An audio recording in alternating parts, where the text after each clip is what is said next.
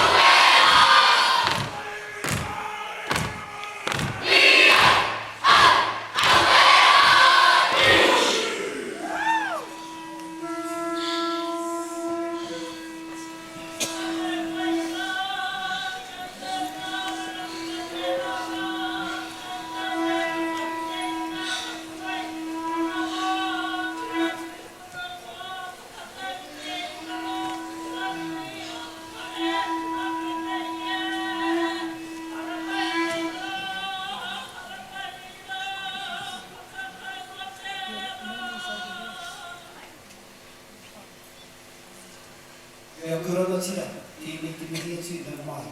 I tēnei wā, he whakamārama ki a whaitau, mā ngā tamariki te hīmene, ka tīmata, e te tahi o ngā tai o hi te tuku atu te karakia, he tīmata tō tātēnei hui. Nō reira, ko te hīmene, he hōnore,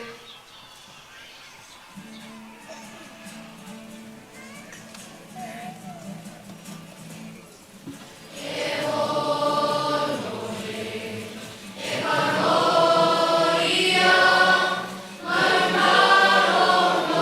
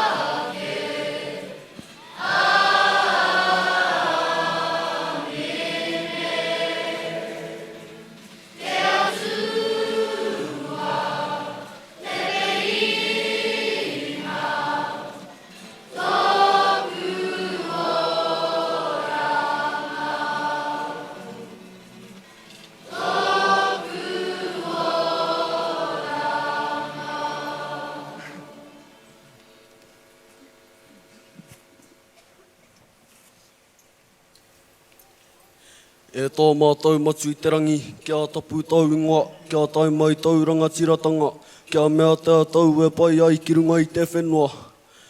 Kia rite anō ki te rangi. Ho mai kia mātou ai anei he taro mo mātou i tēnei rā. Urua mātou hara, me mātou e muru nei i o te hunga e harana kia mātou. Aua hoki mātou e kauea, kia whakawāia, engari whakaorangi a mātou e te kino. Nau hoki te rangatiratanga, te kaha me te kororia. Ake, ake, ake, āmine. Meno tātai. E huri.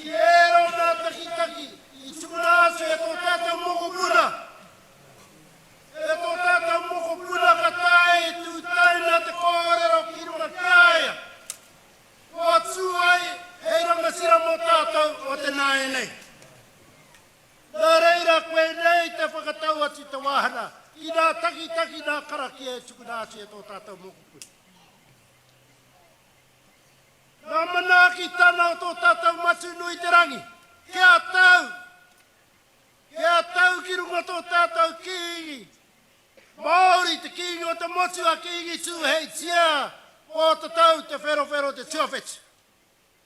E noho nei arunga te ahurawa tapu o na tipuna. Tatu mai ki runga ano te ahurawa tapu o tōna whaia, te ariki nui te atarani kāhu, te raukura māhaki o te motu, te raukura o te ao katoa, te whare ariki o pō tatau, te whare kāhui ariki nui tonu. Tō tātou kāhui kei wainga i a tātou.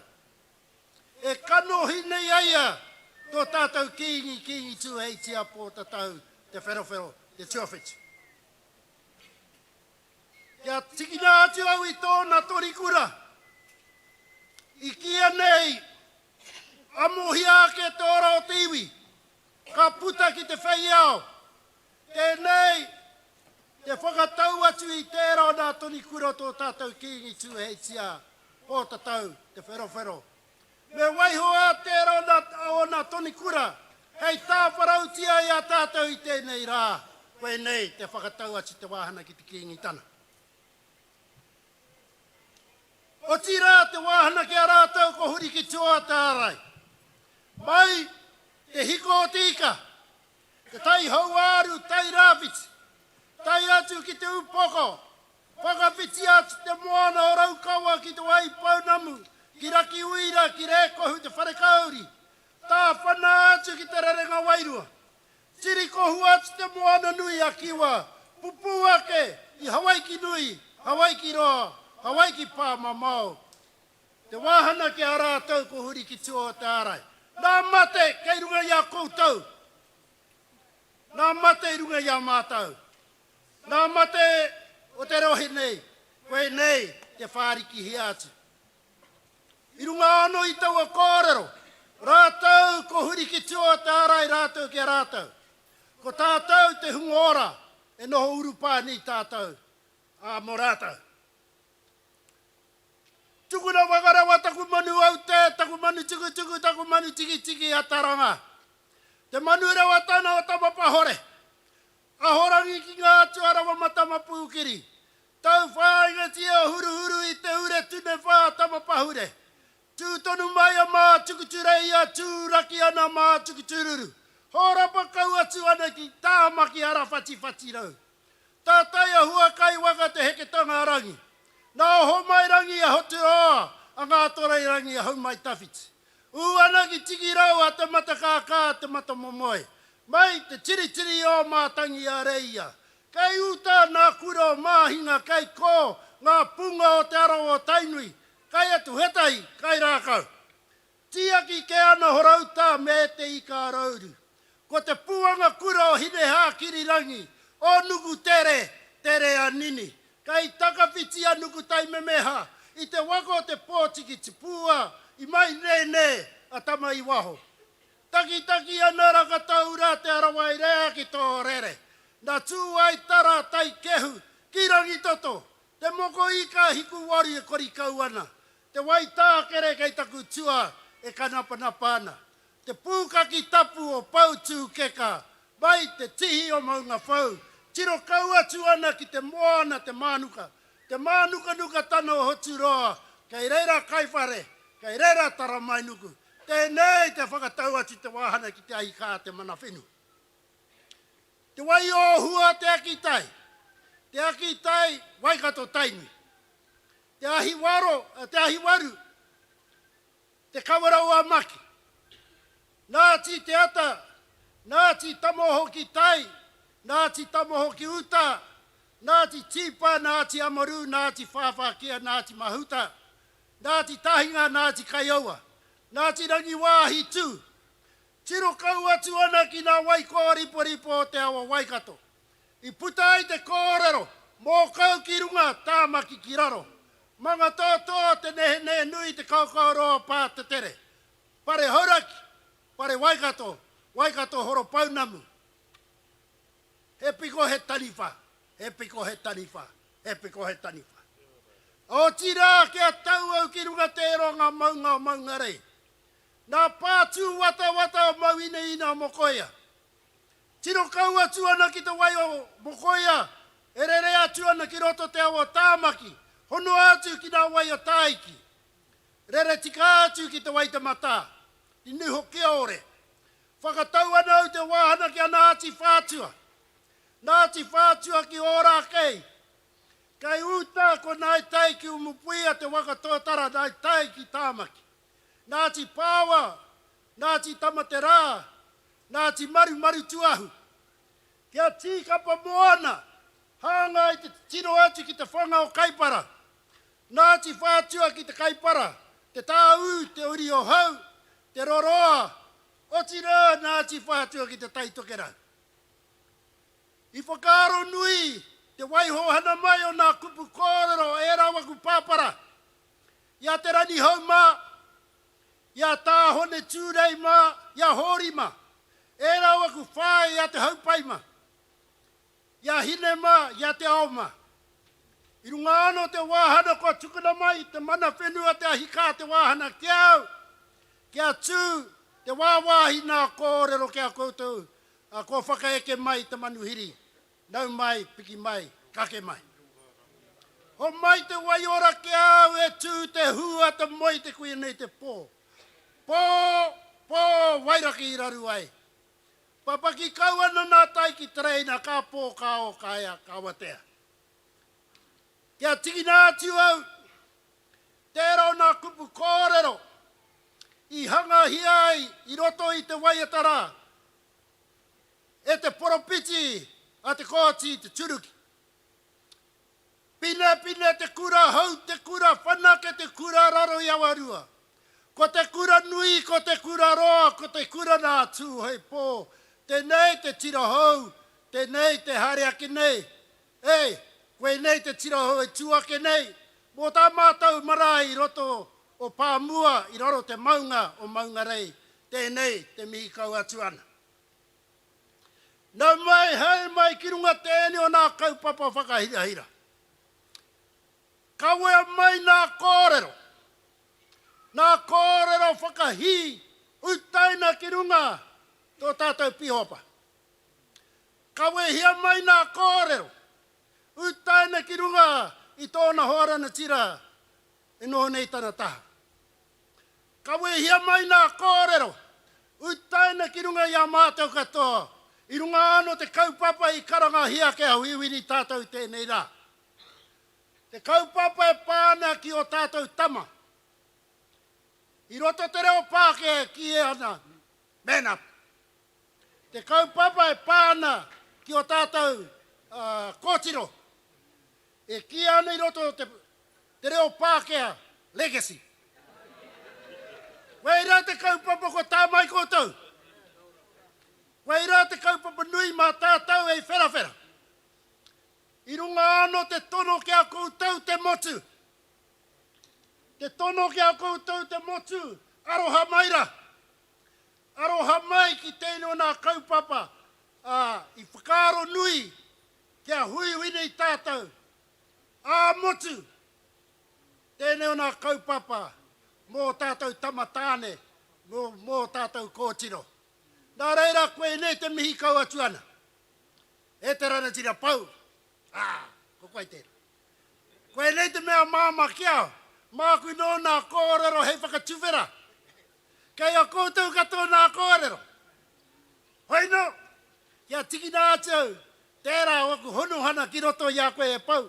Kōrua ko tērā taku whanau nā tame. Ka hoki nei au ki te tairawiti. Tērā taku waka ko mātātua.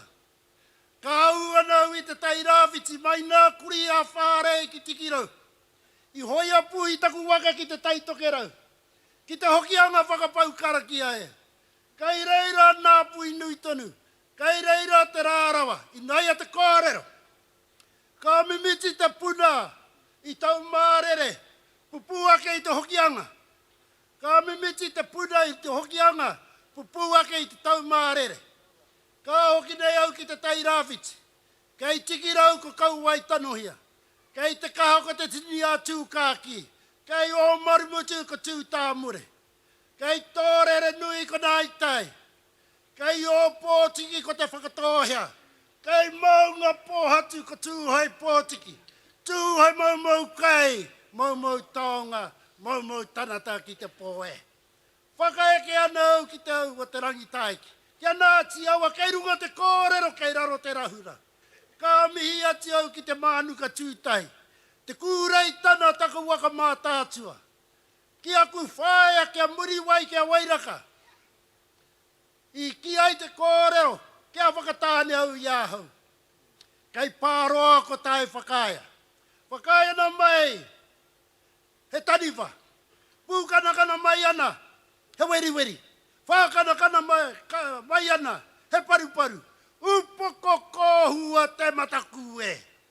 Kei tauranga moana ko nā i te rangi ko nāti pūkena.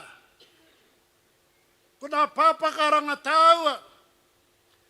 Mai whareroa ki maunga tapu. Puta noa te rere atu kāhia. Tauranga moana, taurana tanata. Ko rauru ki tahi e. Nā reira e aku rana tira. A koe nei te mihi kau atu ana. Ko koutou, ko tātou, ko tau mai, te korowai, te kaupapa, o tēne o tātou hāhi, te ora nā ake. A hauna nā hāhi katoa kei roto kei waimini a tātou, te hāhi ringatu, te hāhi rātana, te nā karaki o te pai mārire, te wāhana ki tō tātou kīngi, a me era katoa nā hāhi. A hauna te era, ko te kaupapa nui ko tēne. Ko tēne ko karanga hia, ke a hui hui nei tātou. Te whakatako tō tahi kupu kōrero. E ai ki a tātou e tame, te wāhana i tutuki ai, nā whakapaha ki tēro tātou tipuna a rua kēnana. I runga tēro tātou maunga pohatu. Koe nei, te mihi kau atu ana, te kita ana i a koe. O tira koutou ko tāmai, kāre ko atu, kāre ko mai nā kōrero. I runga atu ene o nā kōrero ko utaina ki runga i a koutou i tēnei wā. Kei a koutou te nuina o nā kōrero mo tēne o tātou kaupapa. Whakahirahira. E tae e koutou te kite o tātou rangatira, moko puna, rangatira o te nāene, e tūana i runga te ata mira, te whakātu nā pūkena. Nā pūkena i whakatō ki roto i a rātou, mai i o rātou ako i roto tēne o nā kaupapa o te oranga ake. Nā reira, koe nei te mihi kau atu ana ki a koutou. Mai, tērā pito, huri no, tātou katoa e pai nei. Tēnā koutou, kia rahui mai tātou katoa.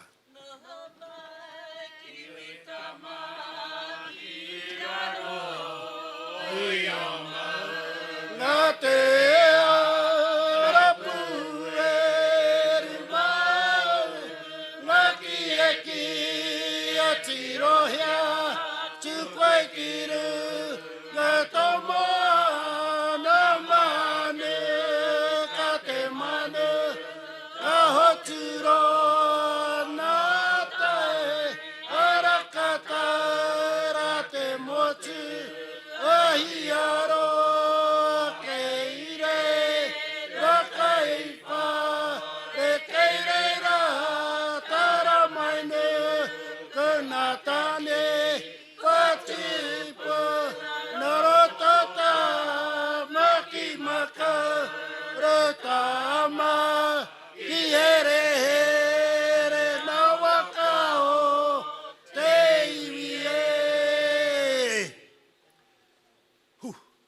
Hei kōrero whakamutu na māku. Ko puta i au te kōrero. Ki runga tēro tātou marae o te motu a tūranga wāwai. Ki tētahi o nā koronei hana o tō tātou kingi tū hei tia pōta tau te wherowhero te tuawhitu. Te wāhana ki tō tātou pihopa. Pēnā i tō ora ai e tame. Te wā o tō tātou tipuna rua kēnana. Te wā ia te kōti. Te wā ia te whitima, ia tohuma, ka tae ano te utaina taua kupu ki runga iae, ka noho e poropiti mo tātou. Āna mahi, i wainga nui o nai tātou, rite ano ki o tātou poropiti o te ao tawhito. Tēnā koutou, kia rahui mai tātou kata. Ko huri atu ki a koutou, a muri a koutou, ka hoki mai ki tēni tā te whakamuti.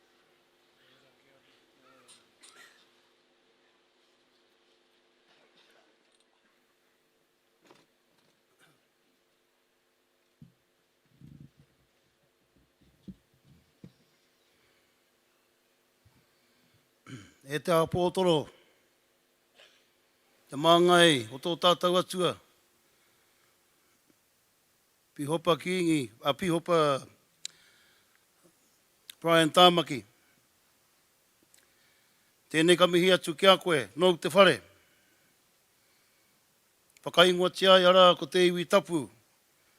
I tō hungi ai, tātou, e te atua, ko te hunga e whakapono ana ki aia, ka noho tapu ki te atua. Nō reira, tēnei ka whakaaro ake, kia koe, pēnei te kingi nei.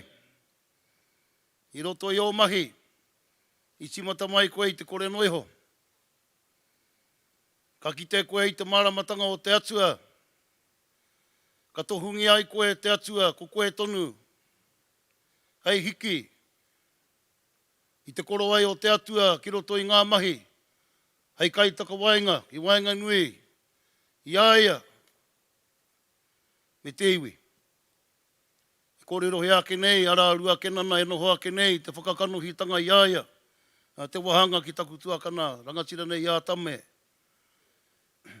Te wahanga kia te kōti, te wahanga kia whiti, te wahanga kia tohu. Ara anu atu, ko tā whiao. Ratau, i whakaporo piti ngiai, ki te hiki, i te kingitanga o te atua, i te kororiatanga o te atua, i te wai aratau. Nō reira tēnei au ka mihi, ki te iwi tapu, i tohungi ai koutou, e ia, e iho ngā mano, i te wai o tātou tipuna, i o nui, i o roa, i o matangaro, i o mataho, i o te whiwhia, i o uru tapu. Tēnei ka takina rā, te kawa ki te pū, te more, te weu, te aka, te rea, te wau nui, te kune, te whē, te kore, te pō. Te pō kā moe a te rangi puatea, te rangi korangi nui e tu nei. Te pō kā moe, te pō kā rapa ke, ko papatu anu koe te koto nei. Ahua ngātua, ko tāne, ko tangaroa, ko tawhirima tea. Ko tūmata wenga, ko whiro te tipua, te mana tū kuroe mo koroa. Ki te toi orana i o nui.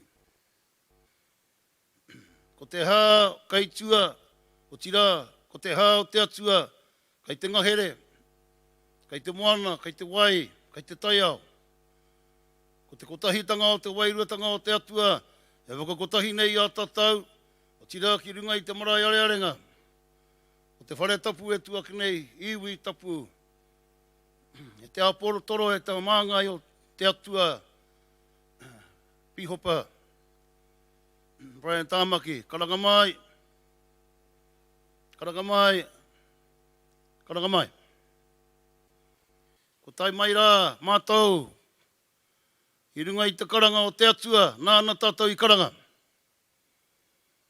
Marara te kaupapa hei, kōrero hei wānanga. Te Maori hou. I ngā rā, kei te haere mai roto i ngā tau, kai mua i o tātou aroro. Nō reira, ko tai mai te whakaputa i ngā whakaaro, i runga i te karanga o tēnei rā. E noho anau i te koko ki o hiwa, whakarongorua, kutaringa ki te tai o tuara o karewa. E aki ana mai ki utara, ki te whanau a tai rongo. Kai tau whare ko te kōpua o te ururoa, ko te kaira rironua, mai te rawa paketea te ringa ringa. Me whakarangi pū kohu e au ki te titi tangi au, i taitanga nā whetu uroa ke a whiti kiri taku hope ki te mauri ia, i rito i ke noho au ki puhi nui ki te maunga rongo te rangi a niwa niwa. Ke aiwara taku haere ki ngā tihi tapu ki maunga pōhatu, o taitura ki nā katitiro iho ki rarora ki manawaru ki rua tāhuna, e ko taitanga atu hoi pōtiki. Ko te noha ngara o te tipua, tū ana hau i hui arau, ka to huri ake ki nuku taurua e ko ka hungunu. Ka tiho he rā taku haere ki te puhu o te whenua, ke ka hura ana ki a te whatui a piti. Me whakatakoto te aratangata ke arapa o ke a kupe. Me hoki ko muri e au ki tararua, ke raroi hora ko hamua ko raki tāne ku mua poko. Ka huri rā taku haere ki te tai hau auru ki te puaha, o wanganui ko te ati haunui a pāpārangi piki ana hau taranaki, ko te ati awa mātaki i kau atu au ki te tiki o tonga riro, ko tūkino. Ka re tika tonu rā taku haere ki te rerenga wairua ki a ngā puhina ana i noho mai te hiku o tāku i ka. Pakia mai au te hau marangai, tu ana hau te puaha wai katoe ko tainui. Ka titira atu au ki tau piri ko kingi pō tatau, ko te mauri o te motu he tipua he taniwha. Me huri noa ke au ki kahuroa ki mahanga ki whare puhunga e ko raukawa, e te au wara taku haere ki ngā tāhuna ki hauraki ko marutu ehu. Ta papana i te hiwi ki moi hao. Ia marama taku titiro ki tauranga, e ko rangi nui ko te rangi hōhiri ki rangataua ko tamapahora.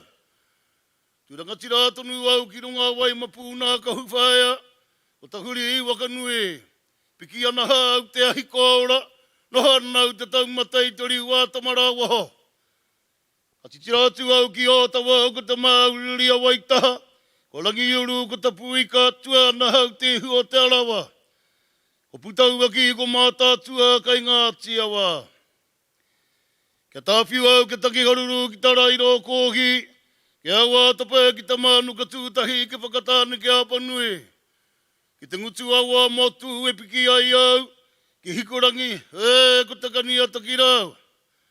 Kia tiroi ho ki ngā tuka e matanui o ka hungunu, e wakamau mahara mai au ia tā ki timu ki ta wai pōnamu.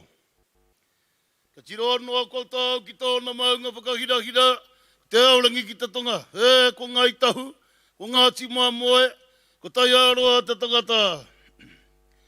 Ka hoki nei au ki te mauri o tōku waka, o tira ko ngā waka o te mana nui a toi tuhu atahi kua tai mai. Ko tā ki timu waka tēnei ora te wahanga, kia ngā tirangi nui, kia ngā tirangi, kia ngā tipūkenga. Ko kōrero ia ke nei ara te wahanga kia te arawa, ko waitaha, ko tapuika, ko rangi wewehi, ara, ko ngā tipakau e ki te ihu o te waka. Ko ngā tipakahemo ki pukehina, ko ngā timākino ara ki o tamarakau. Ko rangi tihi upoko waka ira i taka e nei te upoko ki te akatea, ko ngā timanawa ara ki murupara, ko ngā tifare ki te whai tinu i atoe. Ko maunga pōhatu te wahanga ke atu hoe, mau kai, mau taunga, mau tangata ki te pō. Ara ko te upukorehe, ko te whakatohea, ko ngauri wene o muri wai. Ko ngai tai ko torare nui arua, ko te waka o tai nui, e ko te whanau apa nui, mai taumata apa nui, ara ki te hirau mai tawhiti ara. Ko te whanau a te hutu ki tūkaki, tēnei te wakaeke mai nei, o te mana nui ato i te uatahi, me ona waka. O tira ko tā ki timu, ko te arawa, ko mātātua, ko tai nui ki roto te.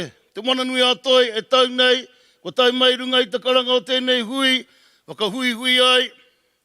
Ngā tohunga, ngā riki, ngā rangatira, ngā hapu, ngā whānau o te motu, ki te kōrero i ngā take o te wā, ki te tuku i o tātou whakaaro, ki hangahia mai, o tira ko te ara hou, mo tātou te iwi Māori, kia putara tātou ki te whai au ki te amarama. Uhi, wero tau mai te Māori, haumia, hui e!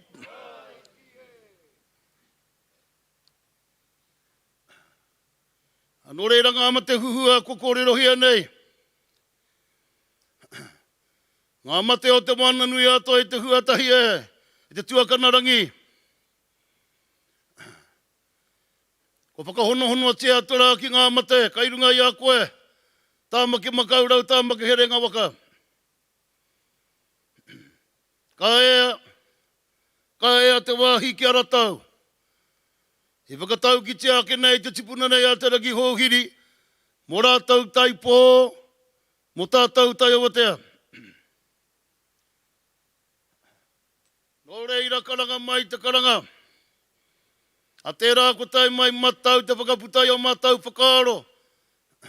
E te rangatira Brian, i te māngai, o te taha wairuatanga o te whare nei iwi tapu, ko tai mai te wā, ko tai mai te wā.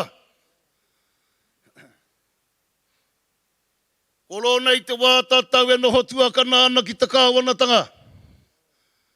Koro nei te wā tātau e pēhingi ana i te kāwanatanga. Ko ro nei te wā tātou e kimingi ana. Kia whakahoki mai te mana ki te wā hitika. He aha te wā hitika. O tira tuatahi. Ko te whare tapu o te atua. Ki te kore, e arataki nā na tatau, e te whare tapu o te atua kāre o tatau take. Nā te raupatuhanga o te whenua, ka patua, te whenua ka patua tāua te iwi. Nō reira ko taura, ko tapahia te taura here. E taura here nei tātou ara, ki tō tātou whare tapu ara, ko te whare tapu o te atua. Ko ina te takakai te raru te kāwanatanga. Kāre he taha wairu o roto. Ko ina kei te raru, ngā kaunihera ārohe, me ngā kaunihera. Nā te mea karakau he taha wairu o roto.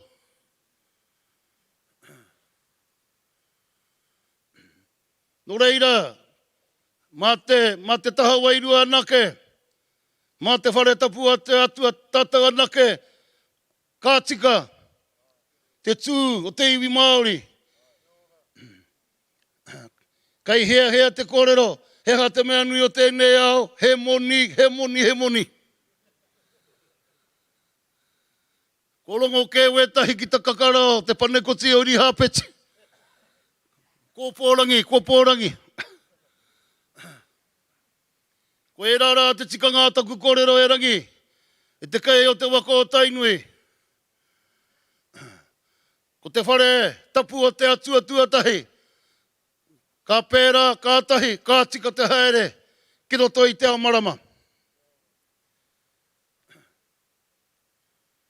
Ka tahi ka rua, o tira ko te mana, ke hono ai tātou ki te whenua.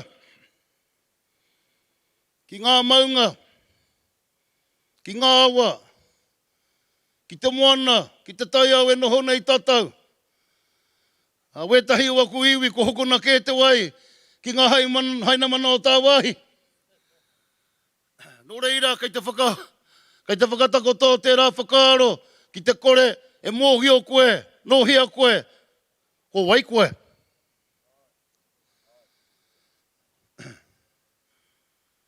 Nō reira, ko tō tūranga wai, tāku e kōrero tia nei. Ke au o wai ki runga. I te whenua ki runga i tō marae. Ka tahi, ka kia he tangata. Nō reira, wēnei whakaaro, wēnei mo te kaupapa nei, the new Maori for a new era. Ingari me hoki anō tātou ki ngā kōrero, ngā poropiti kei reira ke, te tirohanga, ke pai ai tō tātou whakamaori nei, wēnei ahuatanga nei. O tira ka toru, ko tō tātou mana tīpuna. Mā tō moho ki tō whakapapa, ka kia, he tangata. Ko te whakapapa e kōrero nei au, ko te whakapapa mai te atua, ke aperehama. Mai aperehama, kia i hākara. Mai ai hākara kia hākopa, ki ngā iwi haraira. E whakahuaina mai nā e tarangatira e rangi. Ara, tēnei te tira hou, tēnei haere mai nei. Wetahi kōrero hea nei, e kua putaake, ko tāu e te iwi Māori, e hara no te iwi haraira. No hea we nā kōrero. I whakapono ai o tātou poropiti Māori, pēnei a tāwhiao, i arua. Ka kia kenei arua ko hau, a Karaiti, he taina he tuakana maua. I tō rāua pikitanga ate ki runga o maunga pohatu. Nō reira i mōhio ngai o tātou tipuna. Ki wera atu āhua whakatauki, ki wera atu āhua kupu whakaari. O tira mai ai hākara, ko hākopa, ka putaki waho, ko hohepa, nāna, ko manesa, ko rehi, ko leimen, ka putaki waho, ko Lemuel, ko Zedekish, ko Nifai, ko tātou tēnei, ko te ngauri wene o Maui, ko te papatitirau mai, wa tia waka taranui, tararoa, ngai nui, ngai roa, ngai wareka ki, ngai wareka ka, ngai ruki, ngai roka, ngai takataka, ngai ariki, ngai te huru manu, ko toi anei, ko tātou wene, te tahi o ngaiwi, i haraira. Whakapono ai tātou ki te ao Māori, whakapono ai tātou ara ki te ao i haraira, i whakapono te ai o tātou tīpuna. Mā te whakapapa ka kia te tangata, he tangata, he tangata, he tangata. Ka mutu, ko te mana o te tangata. Me whakahoki ake, tōna mana ki aia tonu, me timata mai ngā whānau. Ka tōtika te whānau kātahi, ka tōtika te hapu. Ka tōtika te hapu kātahi, ka tōtika te marae. Ki oku whakaaro, ko te marae tonu, te whare paremata. Ko te hapu me ngā whānau, te kāwanatanga. Kai te pōhehe te nui ngā o tatau, a ko te karauna tonu tō tātou tuakana, e kāo. A kei runga no atu te pāti Māori a haere ana rangi. Kei te mau tonu nei ara ki tamana motuhake, kōrero he ake nei a tame mā. Ki oku whakaaro, koe nei, the new Māori, for a new era. Mā muri, ā muri. Ke pai ai te hi koe whakamua. Ka waihoti ake wenei whakaaro ki konei. E te apōtoro. Brian Tāmaki tēnei ka mihi atu. Ko koe tonu te tangata kāre mataku ana. Ki te whakaputai o whakaaro ka he te karauna. Ka kōrero koe ki aia. Ei, kei te he koe. Andrew Litu, kāri te tika o mahi. Kei te he koe. Penny, henare, kia tika te haere. Ko koe anake, te Māori, kāre, e mataku ana ki te whakatika i te kāwanatanga. Nō reira ka mihi ki a koe. Ngā runanga aiwi, ko tai mai te wā ki te whakakorengi a koutou. Ai, kai te pōhehe tātou, kei reira te oranga mō tātou. Ei, kai te pohara tonu tāu e te iwi Māori, ko ngā runanga kei runga ko te iwi kei raro. Ko ngaro te mana. I waihotia mai e koutou e tame, ngā tamatoa, te tawira. Kia whakahoki mai te mana Māori. Te mana tangata. Ki te tangata. Mā te tangata anō wōna kōrero, e kōrero. Mā te tangata anō wōna kaupapa e whakatau, e whakarite, e whakahenga, e whakahengi ara nei, e whakatikangi ara nei. Ko te mea nui rawa atu, kei roto i ona ringaringa. Te mana rangatira, te tino rangatira tanga, mō tōna ao. Ke kau e tukuna, mā te kauana tanga tō tātou ao, e arataki, e tohuto. Te apōtoro, Brian Tāmaki, ko koe tēnā. Kāre koe mataku, te whakaputai wenei kōrero. E hie nei tātou te iwi, kei te pohara tonu, kāre he whare, kāre he aha. Ngā raru o ngā whānau, ko te iwi tapu, anake, te rōpū, kei te mana ki te iwi. Ai, homai te paki, kia rātou. Koe nei, the new Māori mo te new era. Ana mata o na mata i na mata. Kāroha rā kia pāhita hana. Wahine tika mo te whare mata. Engari kei te pai, kei te ki te atua, waiho. He wā tōna ka hoki mai te iwi ki tō whare ki a iwi tapu.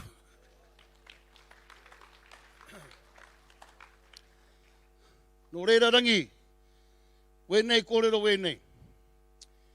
Ko tai mai te wā, ko ngā koiwi kei roto i te kāpata iri ana. Whakatikahia te kāpata. ki te kore. Ka ngoi kore tonu te mana o te iwi, o te hapu, o te marae, o ngā whānau. Ko tai mai te wā, i te apotoro, Brian Tamaki, the new Maori for a new era, kei te tika te rā kōrero.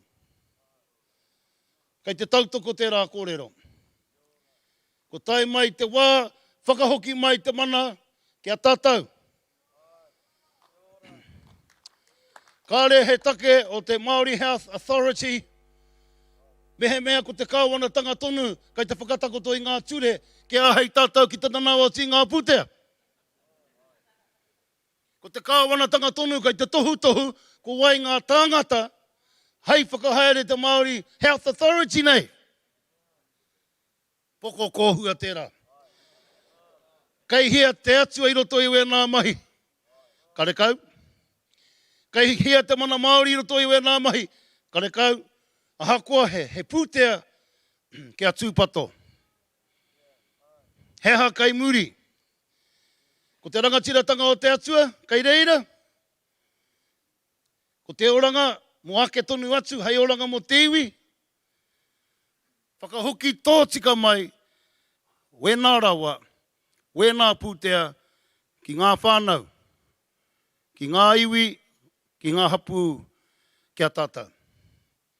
Ko tātou ngā rangatira, ko tātou ngā ariki, ko tātou ngā tohunga, kai a koe, kai a hau, te rangatiratanga mō tātou katoa. Karakau kai te tahi wāhi atu. Ahoi anō, ko pau te hau i konei, ka mutu, huri noi tō tātou whare, tēnā koutou. Kai te rongo au ki te wairu o te whentenei kaupapa, Brian Tamaki.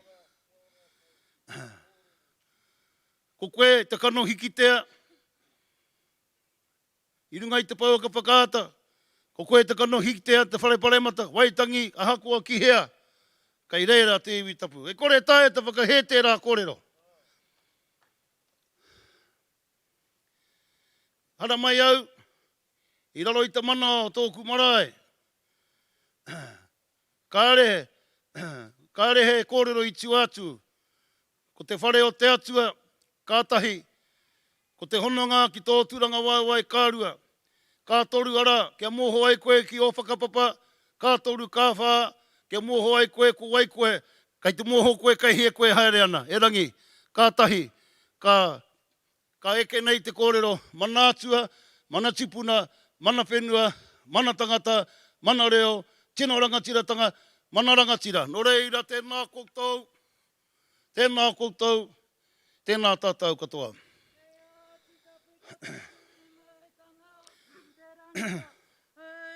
E whakawananga te ae tama ko koe tōku rearetanga. Tōku ruru hoke ana koe ki ta pā o awanue harangi tō mure ana. E te one o waihi ki te reringa te tata.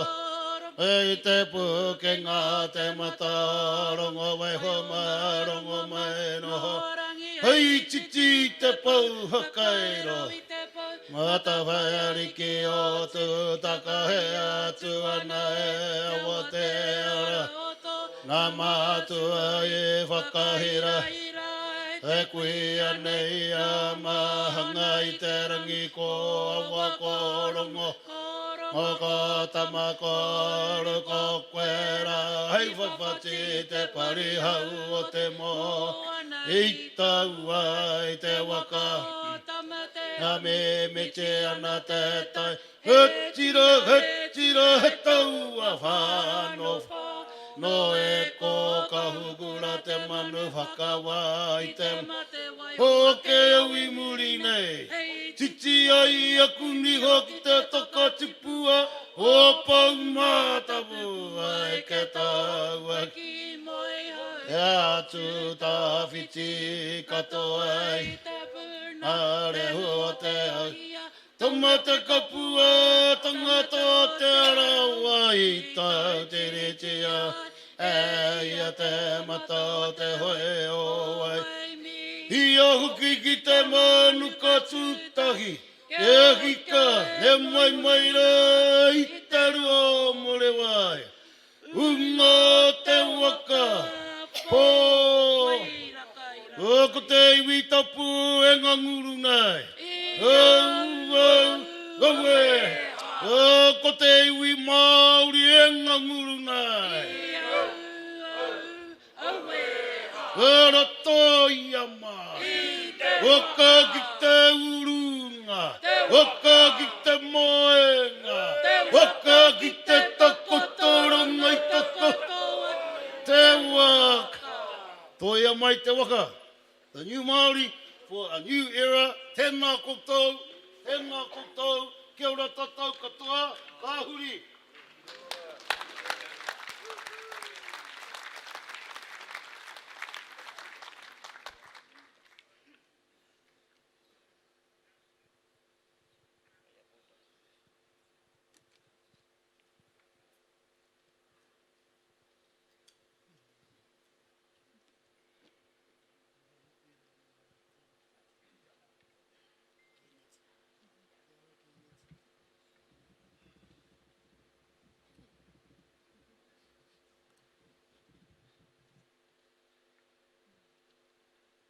Aroha mai, taki tuara kia koutou e homa.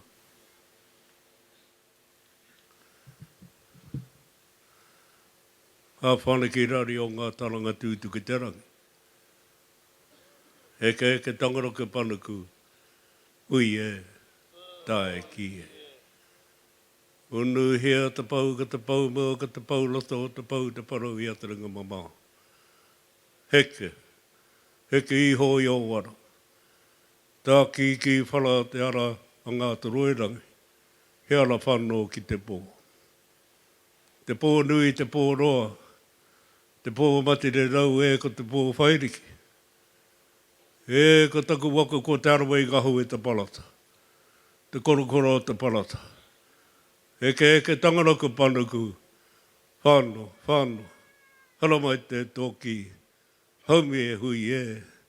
Tae ki. Te tīmatanga o te kōroro e tautaku ngā mihi tō tātou matu i te raki.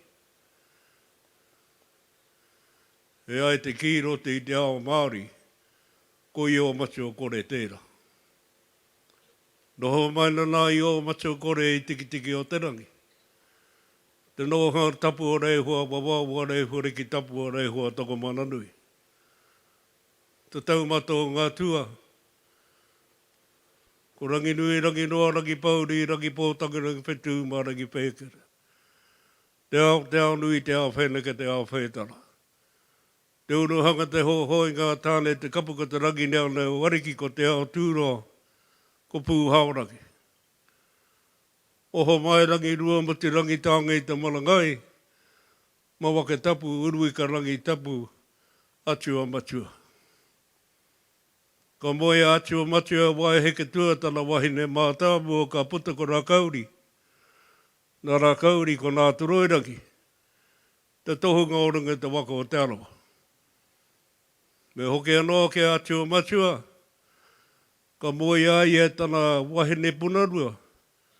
Ko karika roa te ingoa ka puta ko hau mai te whiti. Nāna i puta e te koro. Ka ki, kua hau, pē te weriweri tanga o te pō.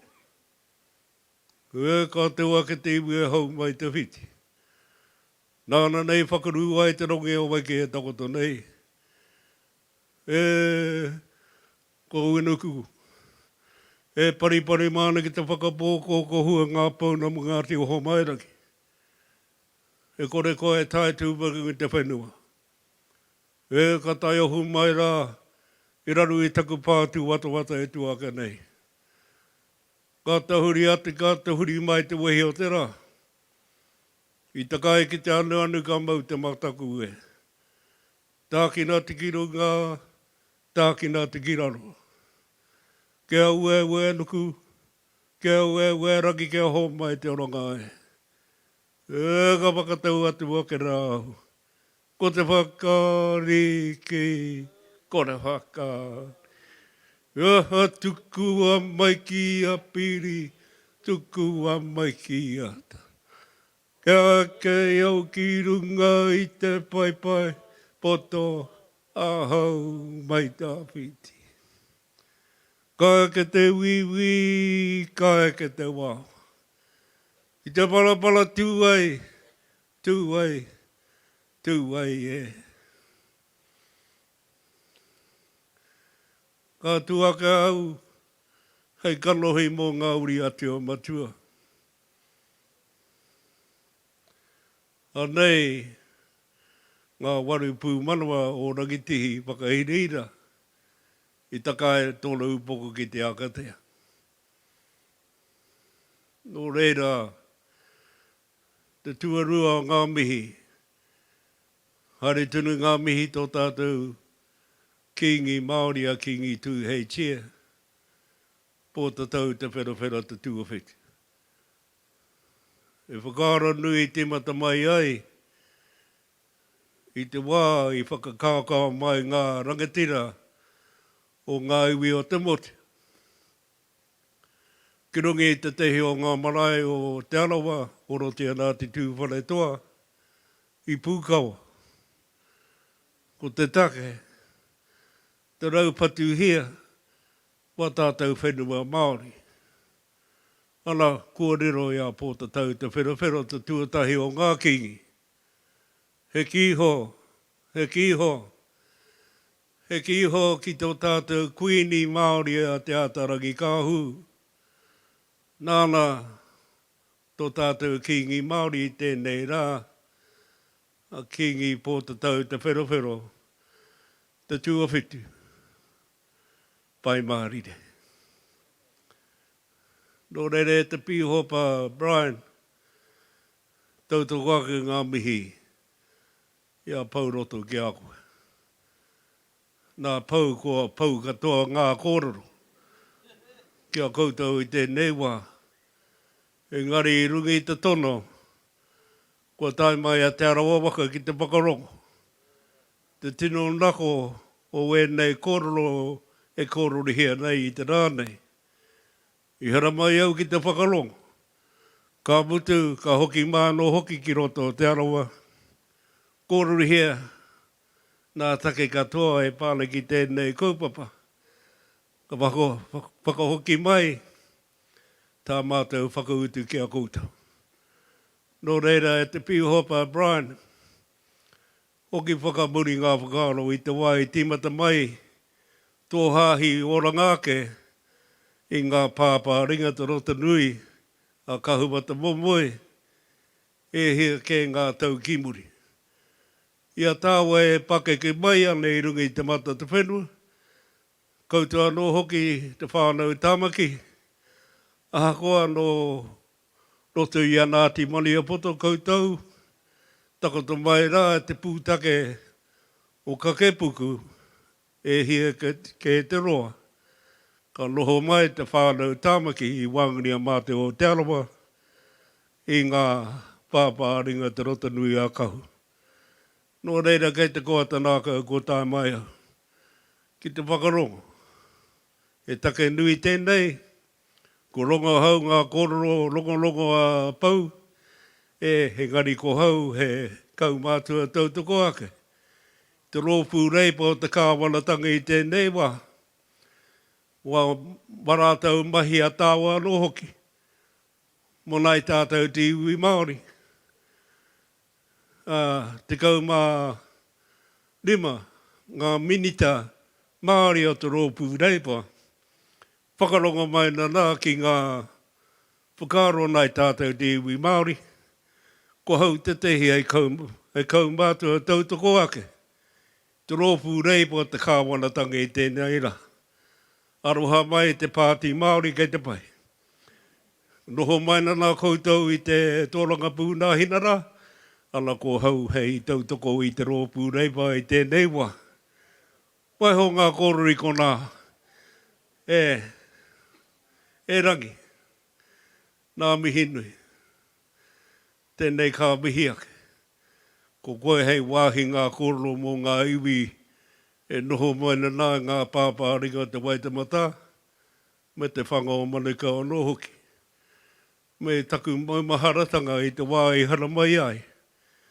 Te waka o te arawa ki te Waitemata, wa tehi o ngā taunaha whenua o tēnei pito o te moti, no te arawa no hoki i te kōrero. Ana, te whanga o oho mairangi tērā, te whanga o Ngāti oho mairangi. Ia e te ki ngā kōrero nā city slickers i tēnei wā, ko mairangi bei te ingoa. Te ingoa tūturu te whanga o Ngāti oho mairangi. Haumiri chia te waka. Ki te whanga o kahu wa te momoe. O kahu bei tērā i tēnei au, engari te ingoa tūturu te whanga o kahu wa te momoe te ingoa. Me te mau te rarara, te rangi i toto ai te ihu, a tama te kapua, nā te aroa i tauna hachea te nuku whenua we tehi o ngā wāhi o tēnei pito, i tāmeki makauru, ka tika me whakaputai wa tehi o ngā kōrero kei mui a koutou i tēnei rā. Nō reira, e hoa mā, ko mutu wāku kōrero i konei, ka tika me mihi ati me tangi ati. Ki wā tātou tini huhu aitua, e hinga nei, e hinga nei, e hinga nei. Nā mate i wāngani a koutou, nā mate i wāngani a māteo no hoki o te aroa. I rungi wera kōrero i te rohe o te wairiki. Mā tātu e tangi ka tangi a te arawa. Mā te arawa e tangi ka tangi a mā tātua. Nō reira, kia tātou huri no te moti. Koutou ngā iwi mai te hiko o tika ki te upoko. Mai te tae hau auru ki te tae rāwhiti. Te puku a te whenua, whakawhiti ati te moana raukawa ki te waipaunamu, peke ati ki whare kauri. Tātu katoa e tau nei, tai noa ki tēnei kaupapa, me tēnei hāhi anō hoki o Longāke. Tēnā koutou, kia ora, tātu katoa, ka huri. Aore te aroa ki te korori a tapu, e wā wai ake ana i te ara, ko e te nau, e hine ka haere taua i kia i haia ki amo ta i kia hui hui tātou he kōrero haka nui kia hopu kia iho te kupu te atua i kia apita ki ai hukaraiti kia muru a te harai taku. Tana nei apiti hono, taita hono, rātou tungamati kia rātou, apiti hono, taita hono.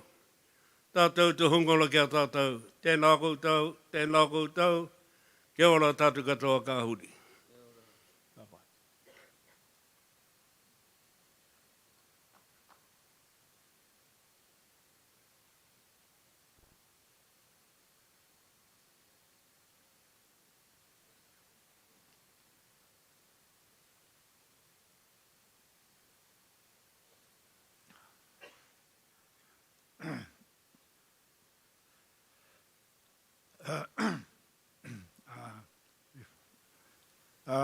Kia ora tātou.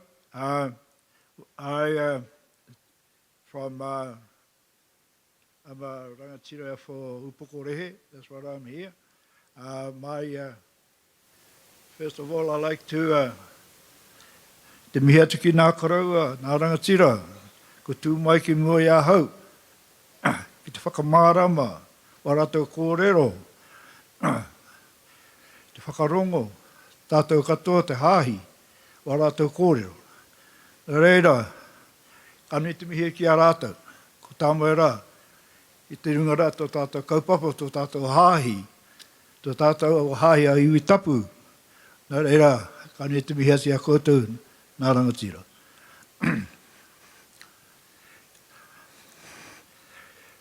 Taku mihi tuatahi ki a koe, te rangatira, ko koe rā, tō mātou a poropisi, koe rā ko me tō hoa rangatira. Nō rei kāni te mihi ati a koutou, me nā pāhita hoki. Nā reira, tūna atu tēnei, ki te kōrero atu ke nā te iwi tapu, ko ne a hau, ko hautatahe nā tangata e noho rota i e roto tēnei hāhi, e te iwi tapu. Nō reira, anoho e to sōwa ko kōrero, he mihi whānui tōne a koutou nā rangatira, nā mihi ki a koutou. Anera, whakatautoko tēnei kaupapa, runga tēnei hāhi o mātou, o te iwi tapu. Nō reira, ka anō e tōro nā kōrero tēnei, he mihi whānui tōne ke te iwi tapu, hurino tō tātou hāhi. Nā mihi ki a koutou katoa, tēnā koutou, kia ora mai tātou katoa i tēnei wā. Nō reira.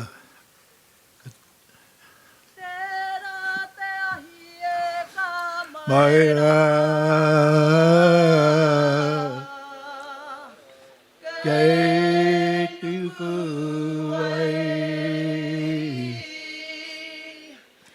nā tōringa koe,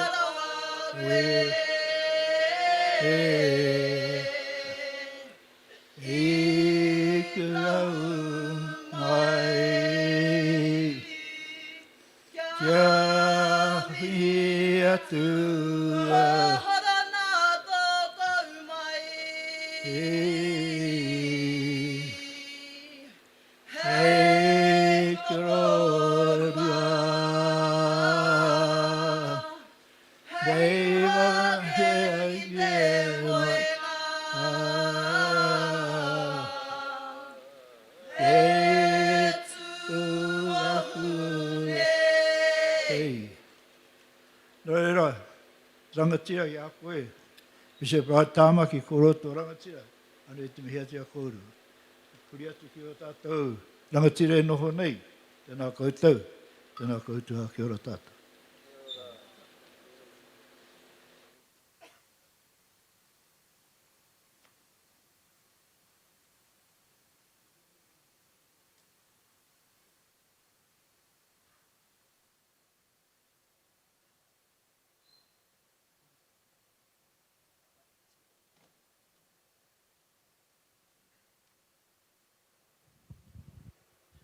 E aku rangatira, tēnei ahau e tuake. Hei reo whakakapi i tēnei wāhanga. Hoi anō, ai te maha o ngā kupu, te maha o ngā whakaaro, kua whakatakoto he koutou, ngā rangatira e tuake i mua i ahau. Nō reire e tuake ana, i roto te mana, tō tātou matunui te rangi. He mana nāna i tuku i hō, i tōna tamakotahi ko i Ukaraiti. Nāna no taua mana, i mā hora atu ki wetahi o ngā tangata e tāe te whakarongo ki tana, te kaunga o tana reo. Kia mau, kia pupuru, kia hiki te mana o te atu i Ukaraiti, no reira ko te pihopa a pōtoro tēnā. Nā te poropiti, nā te a pōtoro i tuku i hō kia hau tēnei wā, ki te whakakapi i ngā whakahairitanga o tō tātou huihuinga i tēnei rā. Nō reira, e tū whakaiti tēnei i mua i a koutou. I mua i te rongo atu ki ngā kupu, me te hohonu te whānui hoki o ngā kōrero, kua kōrero hia e koe rangi, e pau, te rawa waka, ngā kaumātua. Nōku te hōnore nui ki te rongo atu ki e nā o ngā kōrero. Hoi anō ko tāku nei mo tēnei wā poto, ki te hoki a mātou ni titiro a mātou whakarongo ki te kaupapa te rangi nei. Nō reira, o whāriki hea e koutou, e tahi o ngā whakaaro e pāna ki tēnei kaupapa, he kaupapa rangatira.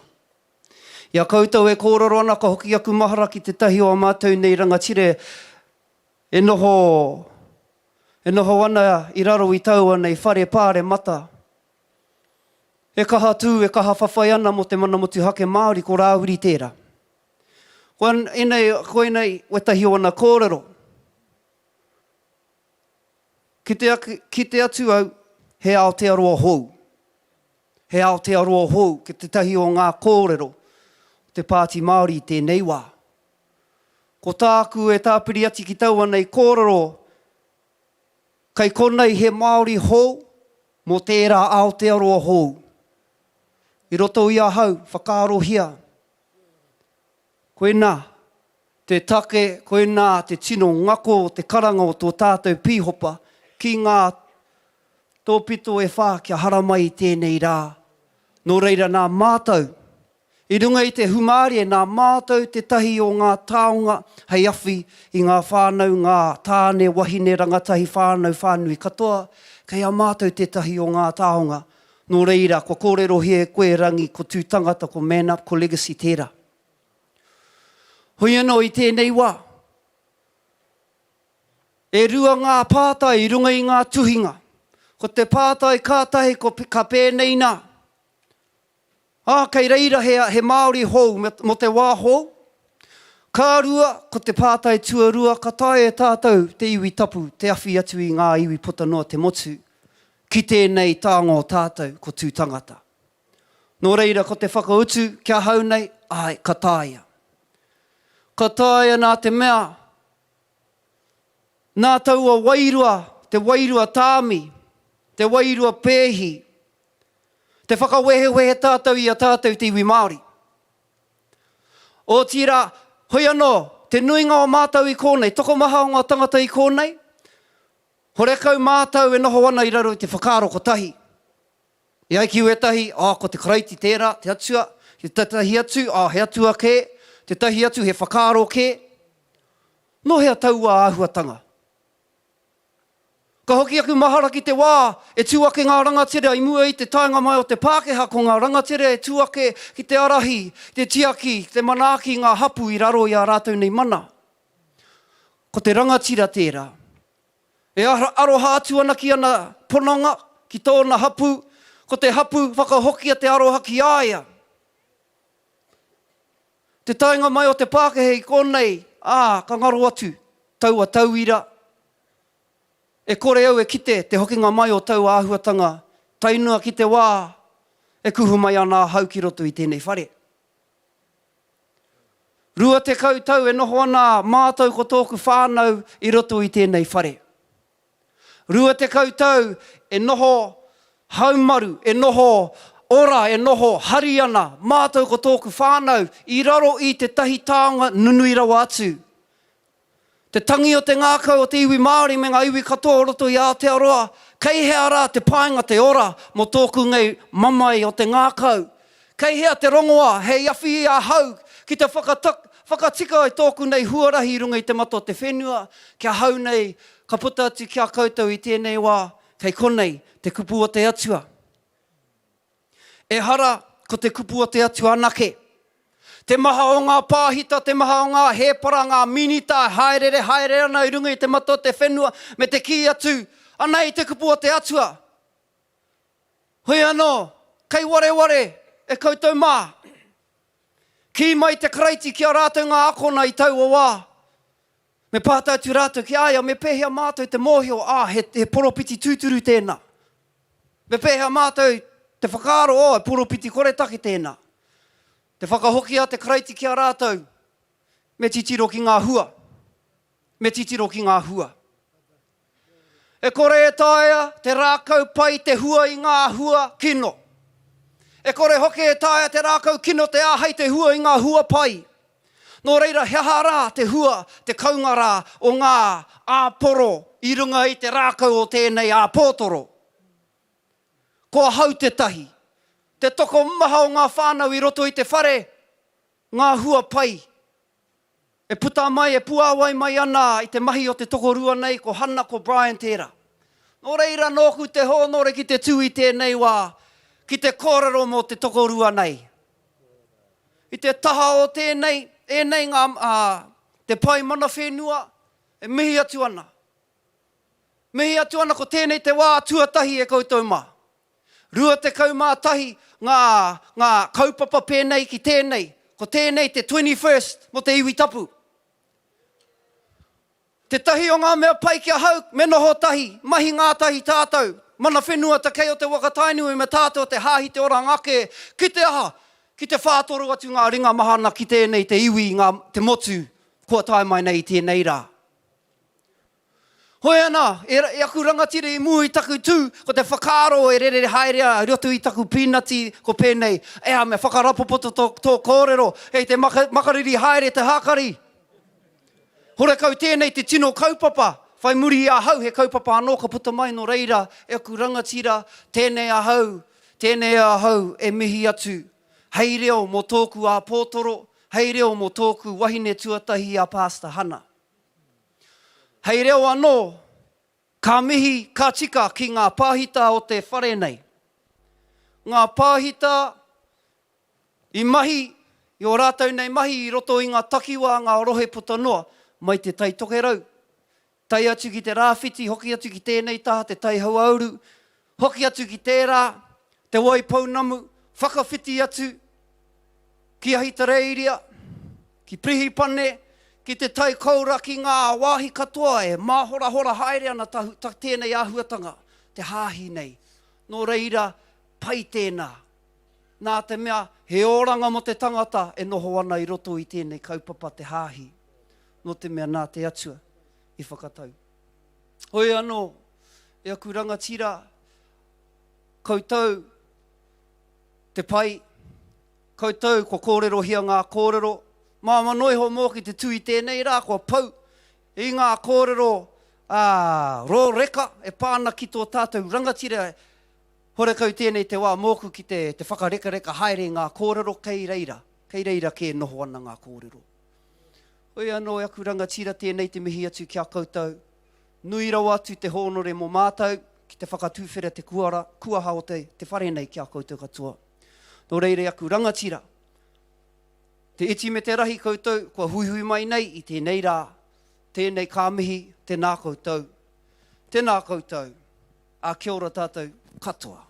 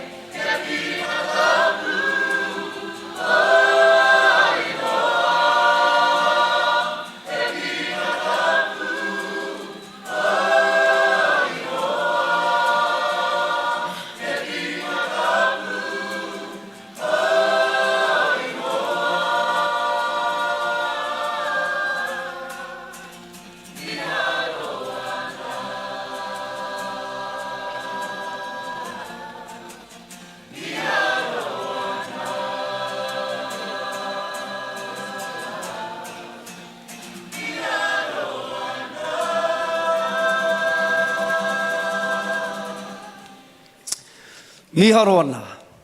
Miharo ana.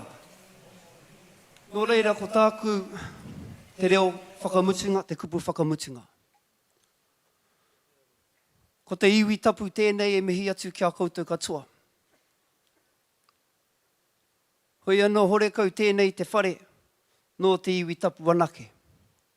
Ko tēnei te whare i kororo hie tō tātou rangatira mō ngā iwi katoa.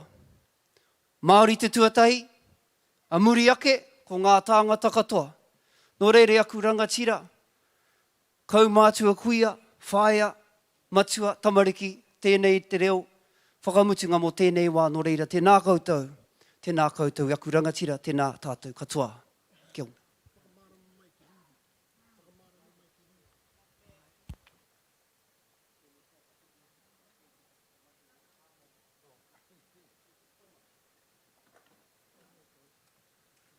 Tēnā tātou, kei raro te tūnu e tō tātou whare e tua ke nei tēnei ka mihi atu. Kei auhau te waihanga whakamutunga. Ko te hariru tēnei.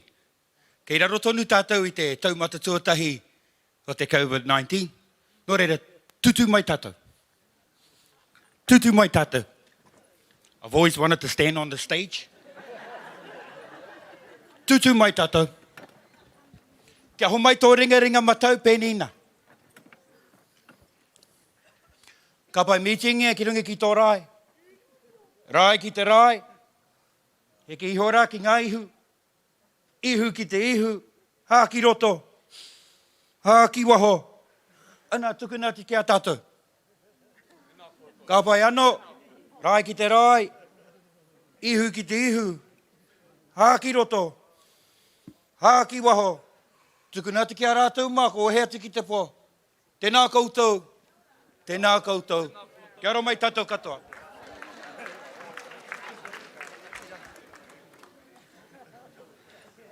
Tēnā koe, e toi. It's funny how things happen. I knew that you turned up for a reason, e hoa. Nō reira kānui te mihi.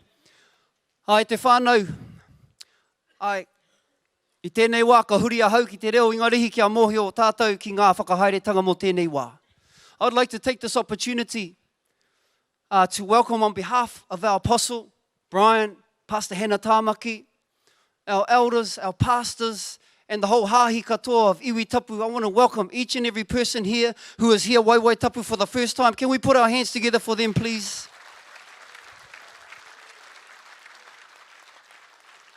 As I mentioned previously, it's an extreme privilege for us to host you. And it's always been the heart of our leadership here, is that the doors of this house, this whare, are closed to nobody. And so for you to be here today is a great privilege for us to host you. And so what I'd like to do is move things along, because there are some very special, important taonga, as I mentioned, that I would like you to carry away with you. But first and foremost, just to make sure that everyone knows where the amenities are, should you need to avail yourselves. So the whare paku, we've got to mention that straight away, is straight out the back doors that you entered in and to the left. I think they're in the school at the moment. So we're going down there, whānau, if you need to use that, please, to the back and to the left. If there is an emergency that happens during this time, please, the exits are open here. And what we'll do is we'll make our way back out into the side car park here. If anything happens or an alarm goes off, it won't happen, but just in case, please make your way to the car park and we'll give you more instructions there. And so, what I'd like to do, let's get the ball rolling here. As you've heard and as you see on the screen has been glaring at you for the last hour, we are here for a particular reason. And again, I want to thank you for being here, for the call that's come from our leadership to come. We want to talk to you about this special, precious taonga that we have. It's not given to us just for us, but it's given to us to give to others. And so today, we have some people who are coming to talk now. And so, well, let's get into this whānau, no more delay. So I'd like to welcome to the stage the international directors of Man Up and Legacy, who's going to open our corridor today, our conversation. Is that right? I'm just checking. So, yep. Let me check. Okay, we're going to sort. Here we go. Here he is. So put your hands together, please, for Kane Warren, Elder Kane.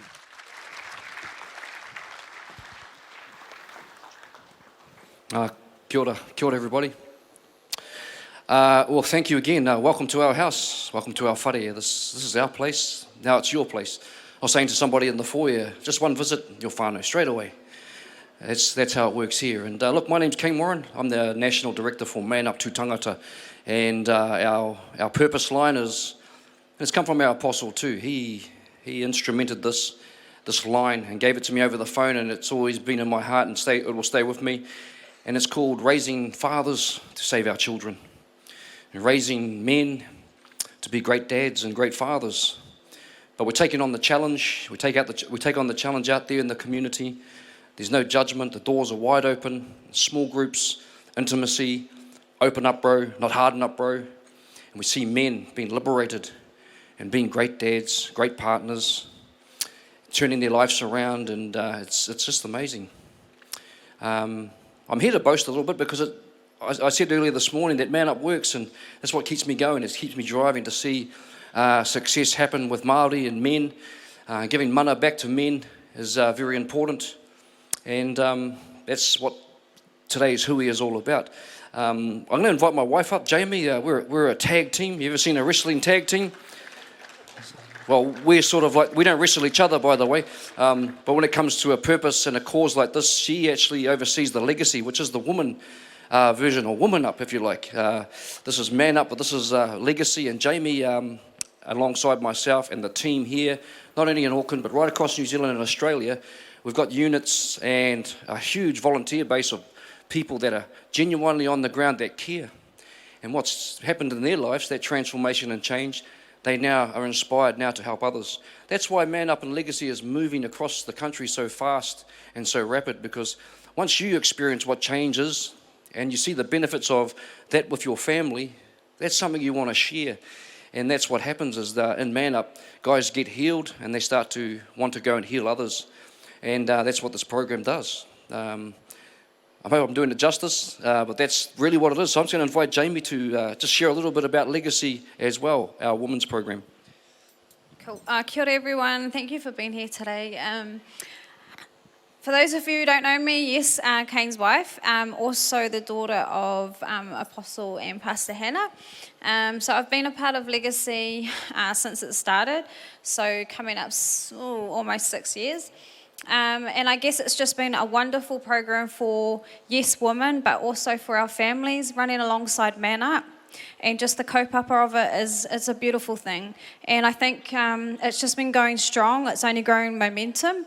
What I love about it is not a government-funded program. It comes from our people, and it's a gift for our people. And it's something that's healing from the inside out.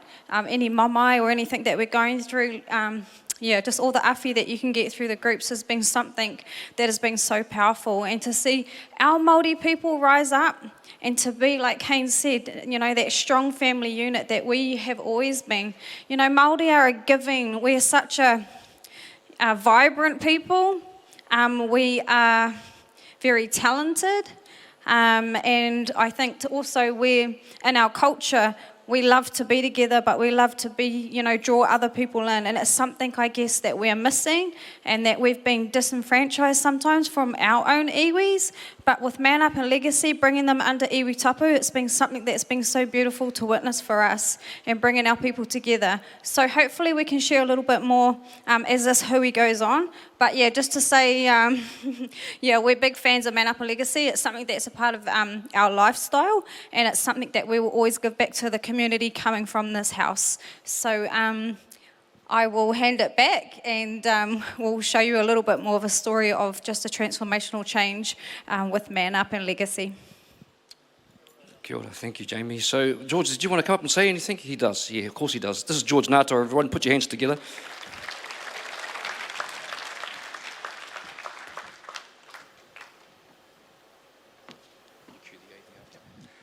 Kia ora no tātou katoa. Anō, kei te mihi atu nei ki a koutou. Tātou katoa, kua hui mai nei. I roto hoki tēnei whare o tō tātou āpōtoro, me ki te hāhi o te oranga ake, iwi tapu, nō reira tēnā koutou. Hey, kia ora everybody. Look, can I just actually take this opportunity again to thank all those leaders that have actually chosen to be here. This is actually a purpose for you to be here. Not everybody actually turned up, you did, and the reasons that you're actually here, we are very, very much appreciative of the fact that you've taken time out of your busy schedules. I'd like to actually take the opportunity to also endorse the comments made by Elder Kane and also Elder Jamie with regards to Man Up and Legacy. Now, whilst this is actually a corridor about a program that started 6 odd years ago here within this organisation, and it was birthed through our apostle and Pastor Hannah. This was actually a program that has been opened up to Aotearoa. So it started here in Tāmaki Makaurau, and it's actually stretched from way up in Te Tai Tokerau all the way down to Murihiku in the south. And there have been hundreds and thousands of whānau, Maori, Pacifica, and also other cultures that have participated in this program over this period of time. I'd like to take time to actually acknowledge our apostle, of course, Ngāti Maniapoto, and of course his wife, Pastor Hannah, Ngāti Raukawa, and the mahi that they've actually done over this period of time. They've been actually working for God for the last 40 years. I've only been doing it for a decade. They've been doing it for 4. And the thing is, if they can actually do this for 4 years, representing a man of God, the man that they actually love spending time and being harassed about. I mean, you know, you get a bit hōhā when you see the media attack not only Māori, but these two for things that they're actually doing across the nation. And for us, it's actually a mihi to both of you for the tenacity, for the courage, and for the opportunity. As our kaumātua from Te Arawa actually says, and also for Pauroto, that you've actually stood up, you've actually asked the hard questions, and you've made challenges not only to this government, but also to previous governments. And the thing is, for both of you, those leaders have moved on. People have voted them out. But you're still here, you're still sitting here, you're still supporting our people, and you're doing a great job. You know, the statistics for Māori, we all know, are just terrible. In fact, we know that 22% of our children that leave school leave with no qualification. And the other thing is only 12% of our people actually go to university. Now, while people are saying that this is fantastic, Māori are getting educated, that is good. But we actually see within the program that we actually run, that is not normally the case. In fact, with our apostle and Pastor Hannah, they actually set up a school called Destiny School. And that school, the tamariki you saw standing on this stage, actually pay for themselves to actually be educated. I thought this was actually a government-funded opportunity for all our people to be educated. However, these children actually pay to be here and to learn values and, of course, skills that would not normally be taught in school. And, of course, their graduation rate is a lot higher than mainstream schools. And again, thank you to you two for doing that. Unemployment is really high for our people. In fact, 18% of Māori are unemployed. You know, that's 115,000 of us are actually in receipt of a benefit. Now, through the teachings of both the Apostle and Pastor Hannah, the encouragement for a lot of whānau that sit in this house, there are people that are represented from your iwi, from your whānau, from your hapu, are actually in this house and are encouraged to actually go to work. Because we actually say here, if you don't mahi, you don't eat. But we see a lot of our whānau out there that are well eating in their lives. And I think that one of the things we want to actually do is have somebody that can speak to our people and encourage them to get to work. Remember, this is actually a non-funded program as well, because the Man Up and the Legacy have networks of whānau, hapu and iwi that encourage people to get up and get back to work. Let's actually talk about, of course, housing. 37% of our people don't own a house, and it's highly unlikely in Auckland that that will actually improve. It costs $1 million to own a house. However, if you come tonight, you'll actually see hundreds, and if not thousands, of our whānau Māori, Pākehā and Pacifica who have actually chosen to live the life that has actually been encouraged by our leaders to buy their own home. And that is something that is well encouraged within this house.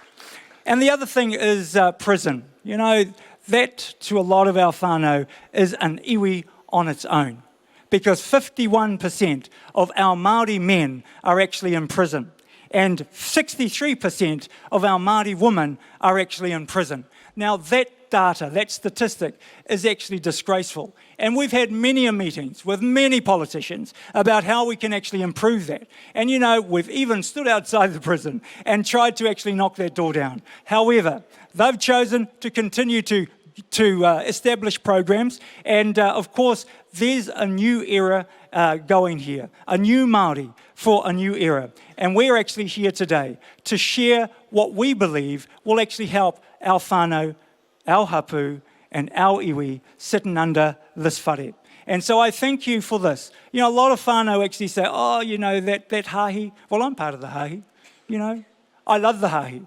In fact, it actually has helped me do the best that I can to help whānau, to help hapu, and to help iwi. And it's our opportunity to now invite leaders that are here today. If you want to actually work alongside us and support the mahi that we're doing, then everything, every ounce, every blood, every spirit that's within this house will want to actually help all your whānau, all your hapu, and all your iwi to actually do better.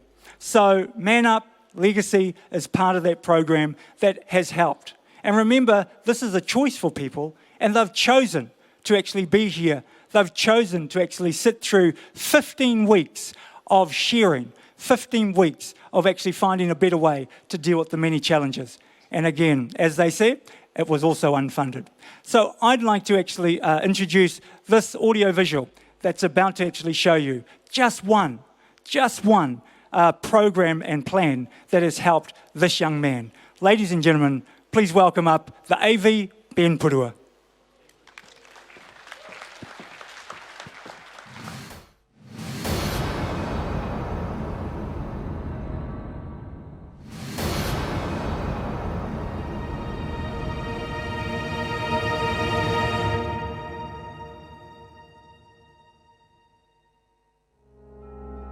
Yeah, I was born and raised in Pukekohe.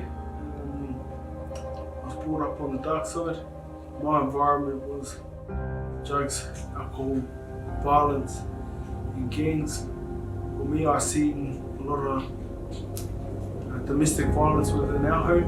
My mum being beaten all the time, pretty much daily. Never seen my mum without bruises, without a black eye. And the drugs was really heavy in our home. Mum was a hard abuser. Her partners, and at this time she was with a pitch member of the Black Power in Pukekohe, and he showed a lot of violence towards myself as well. He would beat me up. You know, growing up I just become a lost kid. I didn't like school. I struggled at school, I didn't know how to read or write. I guess I become a product of my environment that I grew up in. I started doing drugs at the age of 7. Age of 13 I was with the Westside Outlaws in Hamilton. I just had no boundaries, no limits, and my crime escalated to armed robberies, home invasions, and just assaulting people for no reason. From there, I had a situation where a man's lost his life. I was 15 years old. We just finished getting into a fight, and we needed a way to get out of the city. And seen a car there, so we ran over to the car. The owner come out of the toilets and approached us. I looked back and my co-offender King hit our victim. It wasn't until the next day I was actually sitting at the bus stop and my mum was reading the newspaper. Had the car that we were driving around in.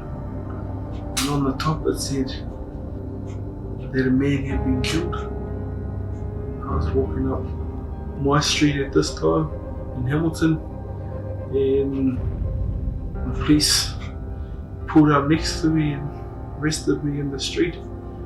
I used to have flashbacks all the time, nightmares, confined in one room, and there's nothing else to think about in order for me to get out of jail, which I've counted as around 60 programs. But inside prison, and also once I got out on parole, as soon as I got home, the drugs were there, the alcohol was there. So I didn't have any chance really. I got straight back into it. My mum got in contact with Nikki. She sort of helped me and my whānau with parole. I got out of jail, and I guess our friendship just developed. Pretty sort of scared at the beginning because I knew of his past, but he was saying, oh no, that's old me, you know, I'm going to change for you, I won't be involved with gangs, I'm not going to do drugs, I won't drink, I'll get a job, I'll take care of you. And so I sort of believed it. He was quite convincing. He started being quite controlling.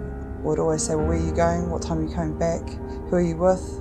I'm just going down to the shops, I'll be back in 10 minutes. You know, it was sort of like, okay. I used to see like his eyes go dark, made threats, and then, yeah, it was probably a couple of months after that, he hit me real hard and like wouldn't stop.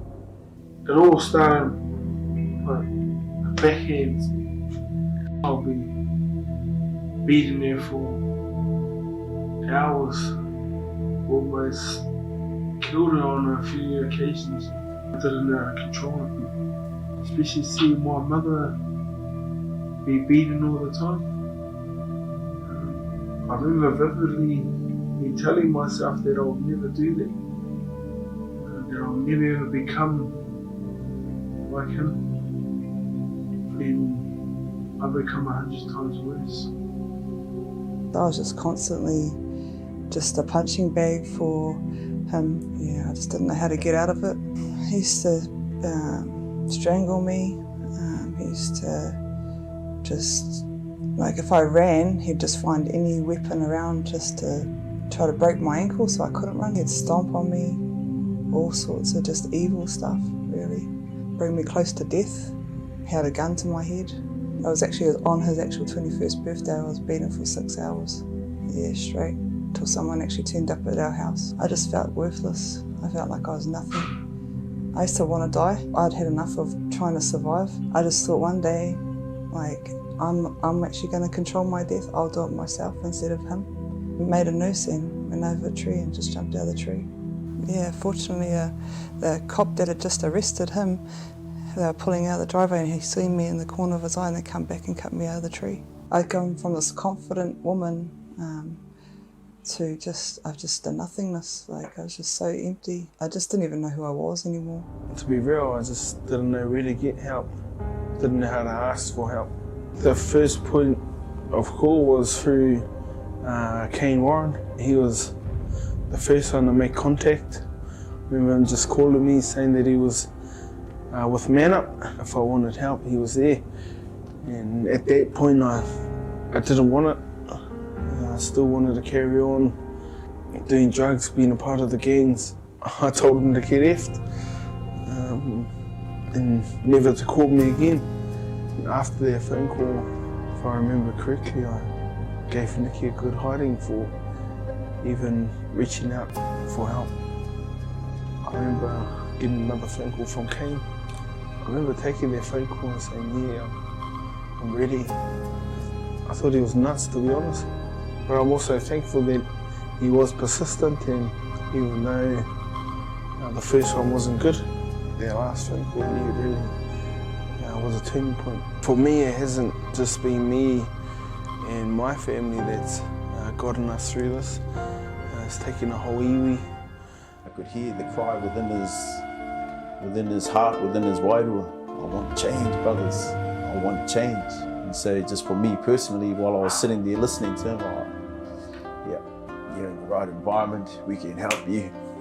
Yeah. And put the support of the Man Up Brotherhood and also with the legacy. And then the next thing, the transformational side, the iwi tapu, the house of God, getting them in that environment, but under the revelatory word, the apostles' doctrine that this cuts through it all, just saves time,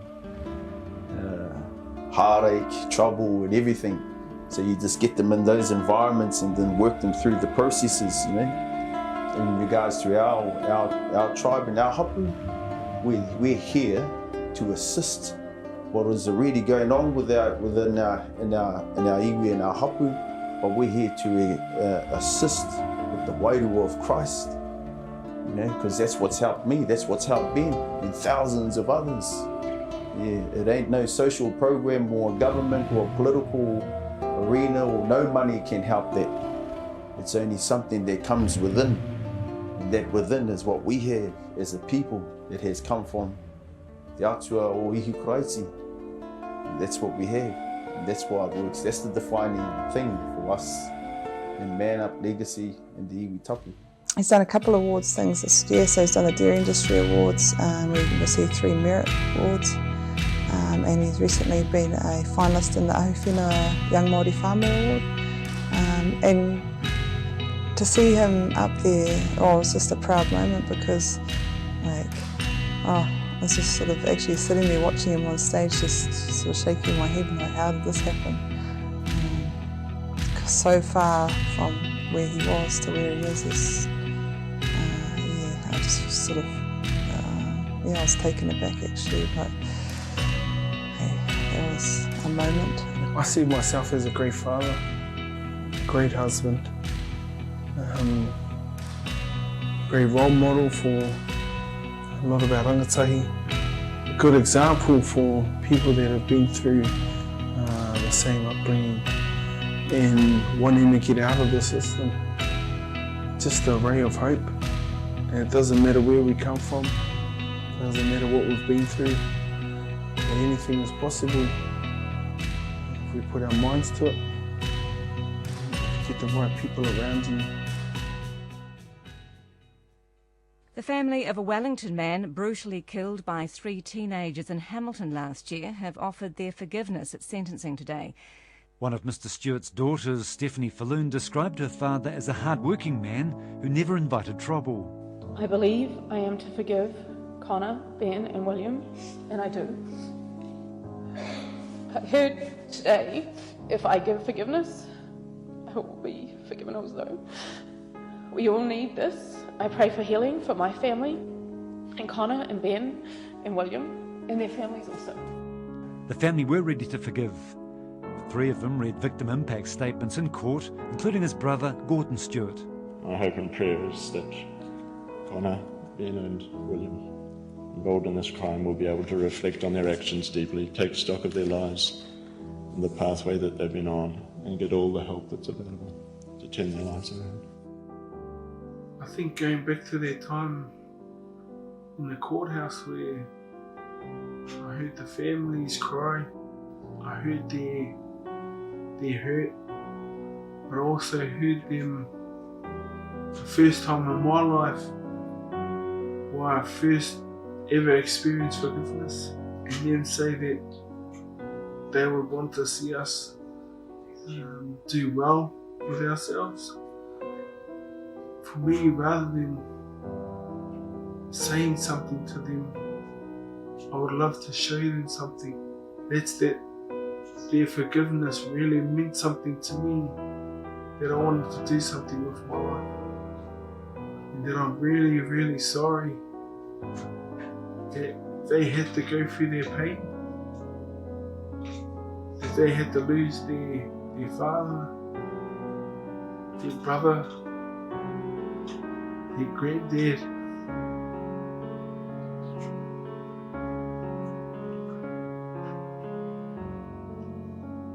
That they don't no longer get to spend that time.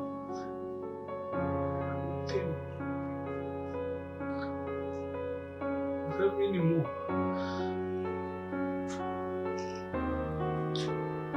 That I'm sorry. for my part I played.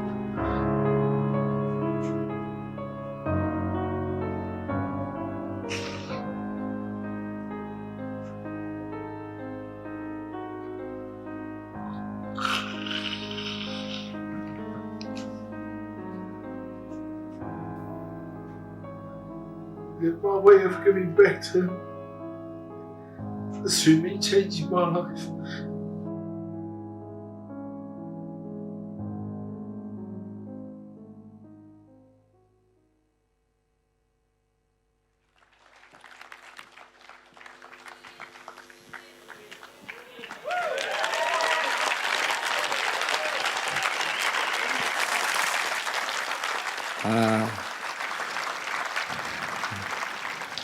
Kia ora again, everybody.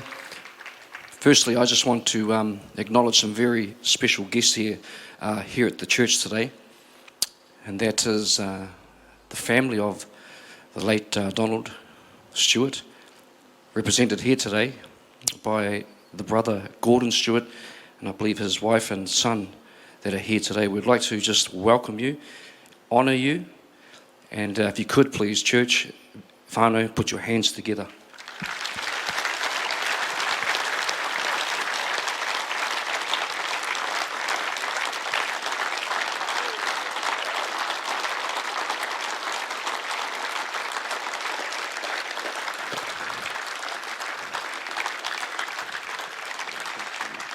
It's all yours. God's with you. Nama, kia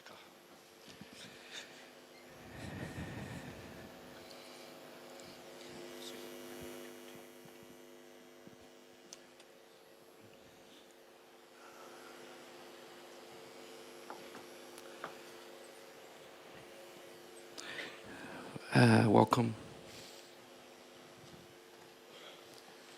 Welcome.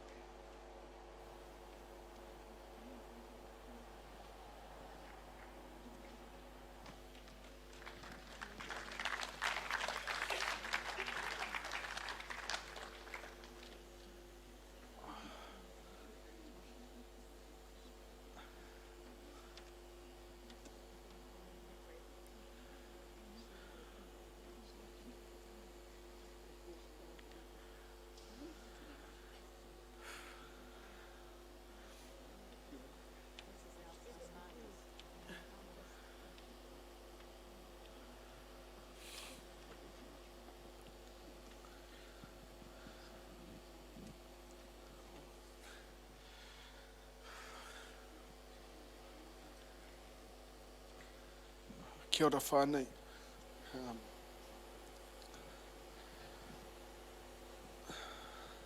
First of all, I just want to thank you all for being here today.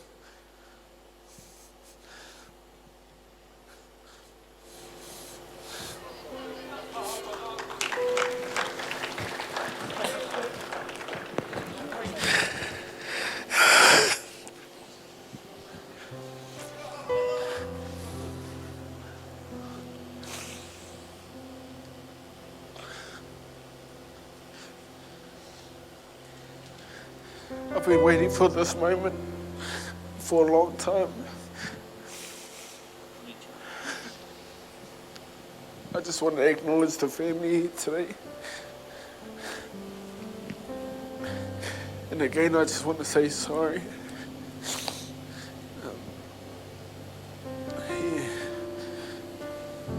Throughout my whole journey, all I've ever thought about was you guys. And what I could do in my life in order to give back. And just, remember that time in the courthouse very vividly. And the forgiveness on that day was so powerful. And it's sort of what set me up to bring out my potential and being able to set me free. And I thank you for that. And on behalf of me and my whānau, we have a taonga here for years. For you and the family, that today is a new beginning. That time in the courtroom was real significant for me. And I know that it was hard for you guys as well. And yeah, I just thank you for being here today.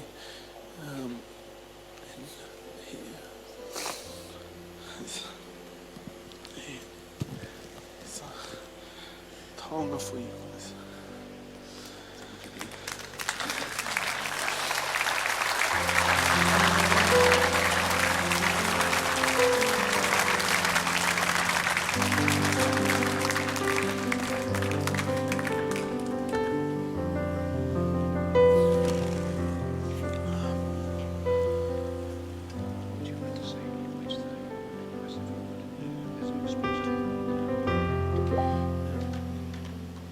Kia ora koutou.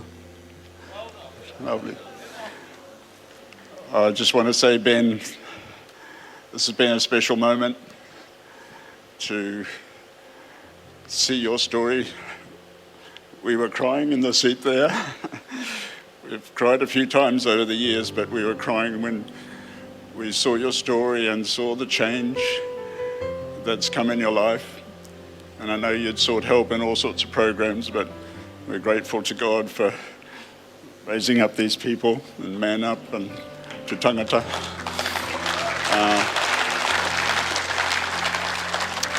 And I think many times over the years since Don's death, I've thought it would be great if I could meet up with you. I know that when you're inside, you wrote a very powerful letter, a number of pages to us, expressing what you were feeling about Don's death. And a number of times over the years, I thought maybe through restorative justice people we could have a kōrero. I never did that, but to get to meet like this is just really, really special. And to see your story, hear your story, and see the transformation in your life, it's just really, really powerful. It's wonderful, and I think the grace of God is just evident in the change from what you were to what you are now, and God's good hand on you. And we're all messed up.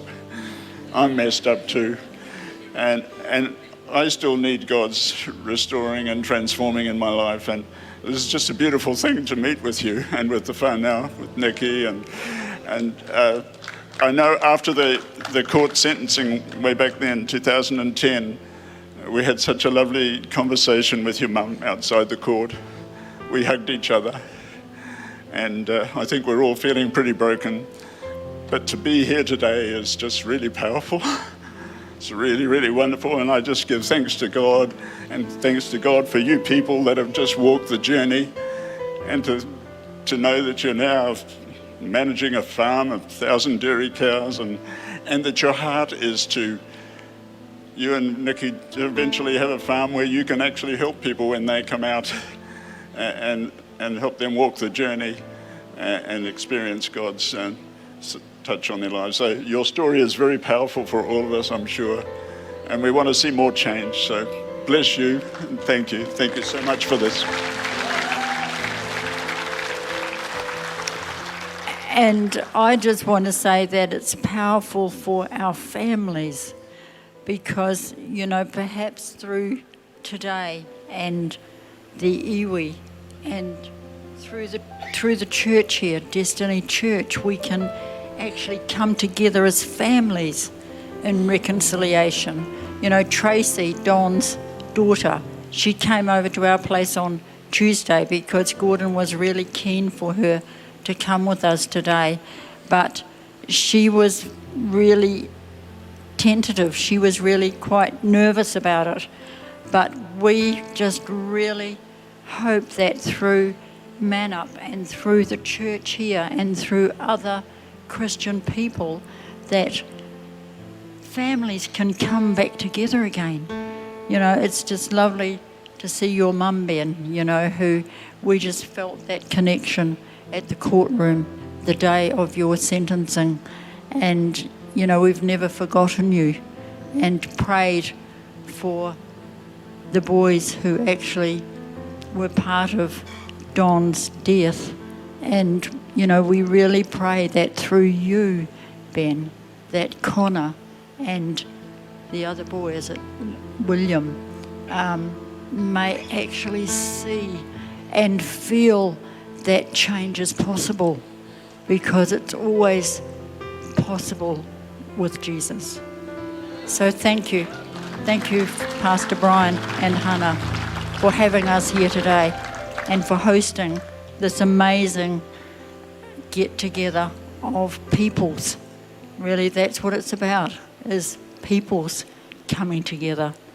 So thank you.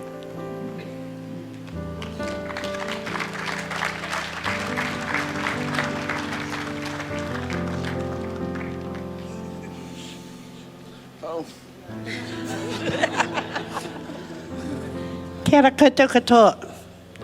Ko hau te nauni o Ben, grandmother. This is the first time I've ever seen this. I know it's hurt. You know, life goes on. We must always protect one another.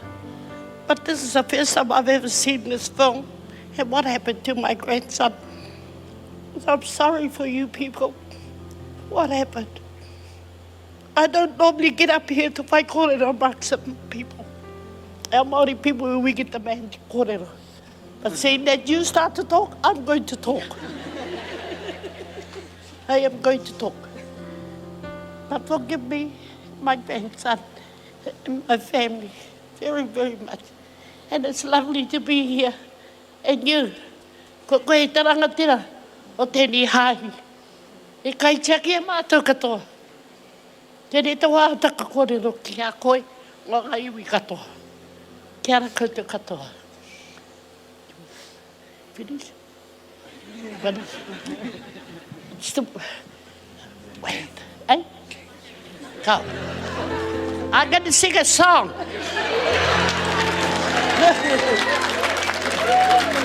Te aroha, te whakapono,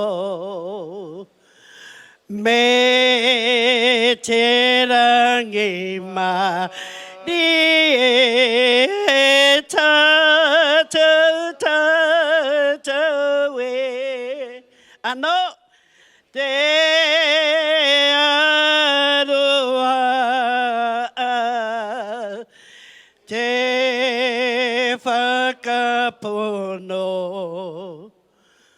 me te rangi ma ni e tātou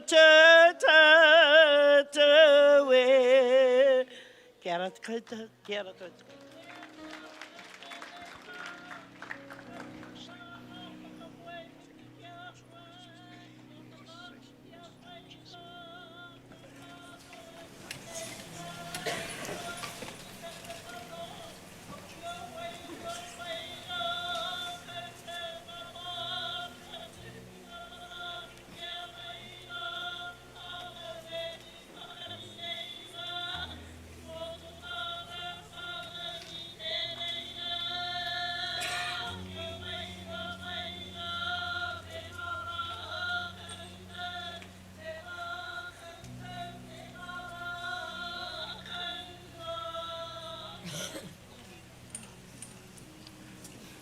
I'm going to invite Apostle Brian Tamaki to the stage, just while as we remain here. Please be seated. Thank you.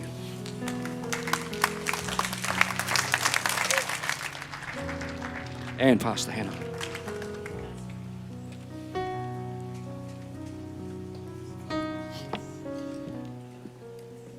Tēnā koutou katoa. You don't need many more words added to this. Kia ora.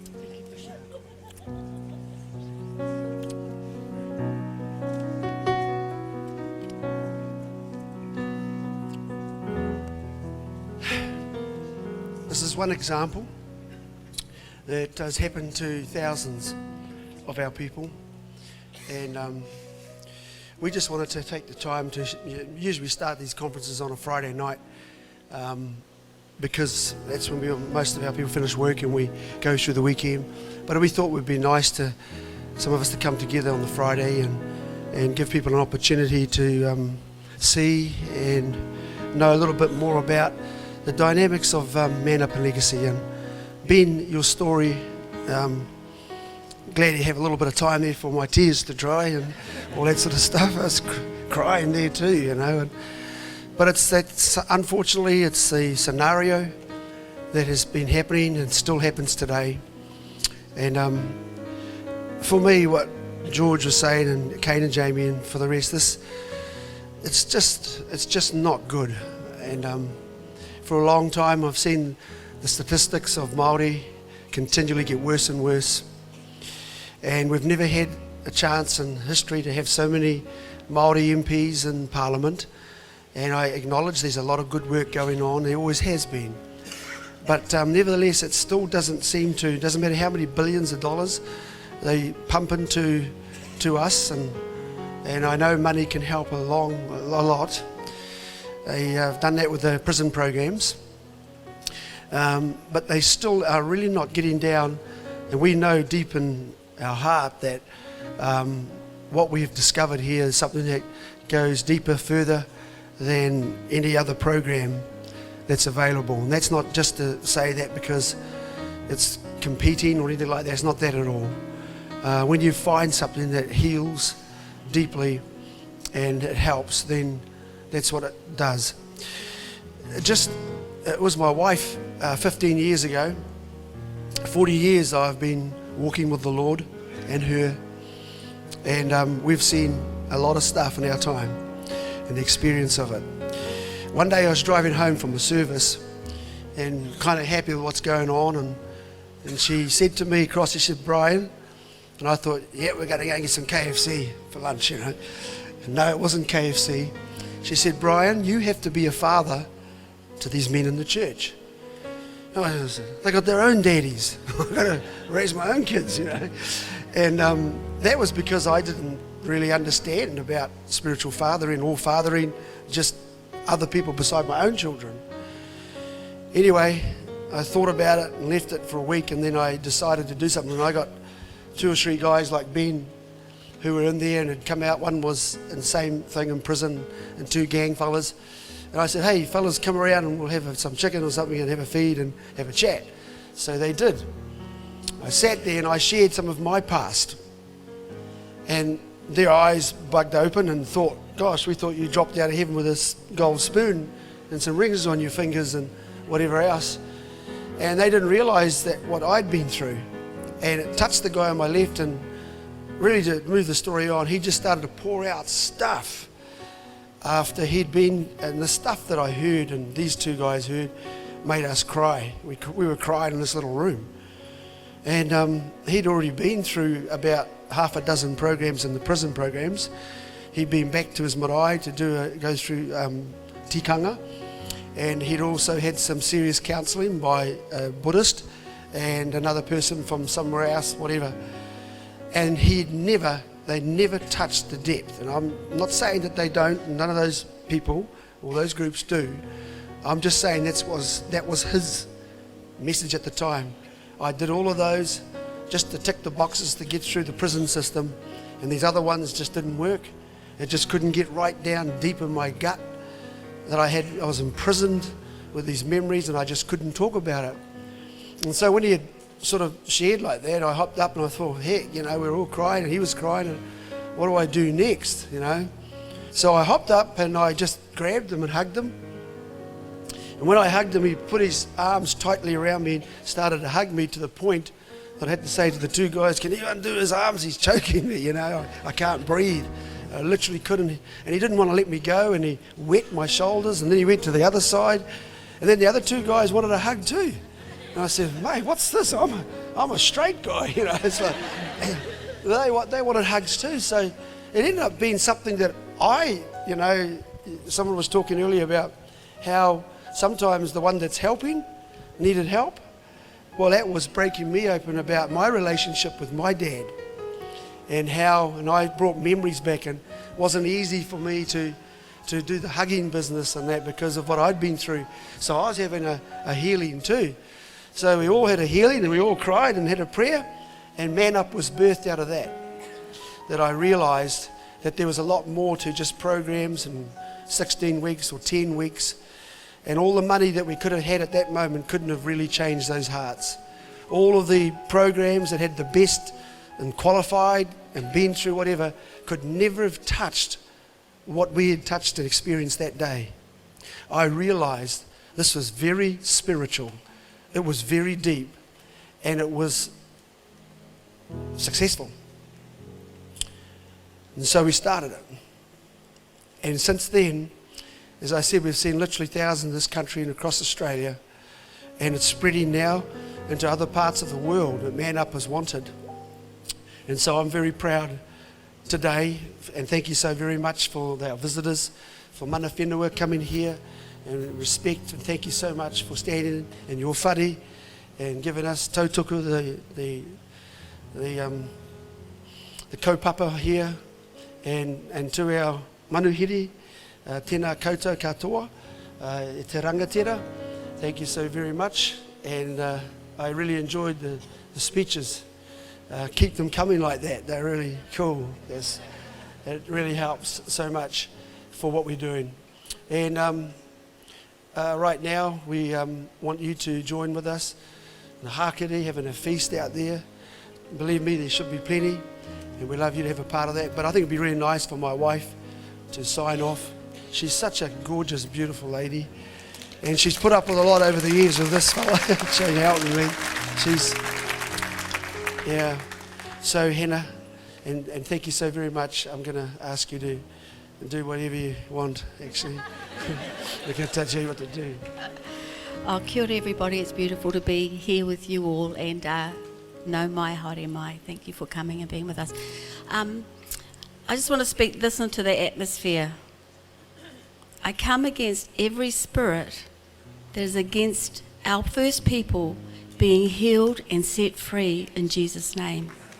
I come against the spirit of jealousy and envy and discrimination against our people, the people of New Zealand, in Jesus' name. Every man, woman and child has a right to be free, has a right to have their voice, their story and their mamai healed in Jesus' name. Just a few thoughts that came to mind was, unless a seed falls to the ground, something beautiful cannot grow. The Bible also says that one man plants a seed, another waters the seed and grows it in its field and becomes planted. A tree is planted in the house of the Lord. You lost a beautiful person, but out of that beautiful person, God's brought all these beautiful people and all the other beautiful people that Ben has been able to touch and minister to, and they see his transformation. That is what iwi tapu is about. That is what Tū Tangata is about. It is about healing the brokenhearted, setting the captives free, allowing liberty to our people that have been broken, abused, not believed, not trusted, made to feel insignificant. Well, this is what we're doing. There's a new era for a new, not just Maori, New Zealanders and the world for Jesus Christ. Everybody deserves hope. Everybody deserves liberty, and we speak liberty into the lives, and we pray for those people that need to come to whoever to be healed. I thank God for Man Up. I thank God for Legacy. I thank God that when we gave our hearts to the Lord, we saw hurt people. We had experienced hurt ourselves. We sort of came into a white church with a Maori pastor, but it was very white, and we were discriminated against when we first got in there. Everything we wanted to do, we were always discriminated against. We lived in sin, where everyone put us down. But we raised above it all, and we made a decision in our heart that we would never let people feel the way that people made us feel. Why do you think we're so strong when the media attack us? Because we grew up with trials and tribulations, and it's brought us to the place where we will give kaha to all people, because all people deserve it. And that's all I want to say. Aroha, big aroha nui to all of you, and let's enjoy the rest of this time. And every man and woman who's been set free by Man Up and Legacy, go tell the world. Tell them your story and set them free also. All right, kia ora. Okay, that's really it, I think. And so, thank you very much. We have a meeting tonight. We had one this morning. I was with pastors, and I was with the Pacific pastors, so, all the local Pacific Island pastors. We've come to a joint cooperation of Pacific peoples, and so when I was talking to these pastors, they acknowledged that tangata whenua, Maori are the first people, of course, as Indigenous people of the nation, and they wanted to recognise a lot more now. We need to support that, and that's great from the churches in South Pacific churches and the Pacific Island churches in South Auckland, and also in Australia. So I had them from Australia as well this morning before I had the hui here, and I got together and I shared. They asked me to share the vision, and so I shared the vision that I want to get this country back into the hands of Ehu Karaiti. I don't want this place and my children and my mukos to be any longer stolen to foreign gods, to other ideologies, and to anything that this government or any organisation brings them to my whenua and into my land. Then they're going to have some trouble. They'll be facing off with my movement here in Australia. And so I said to them, we're building a strong sons of God, the rising of the sons of God. And this is a level of people who have now put aside status, gender, race, and we've risen to a place where we meet as true sons of God. And I love the way these Pacific ministers, and these were men who are leading their denominations, and said, we've been waiting for this for a long, long time. But we needed a Maori leader of the hahi that would have the courage to be able to face up to all of these things that we've lost in the past.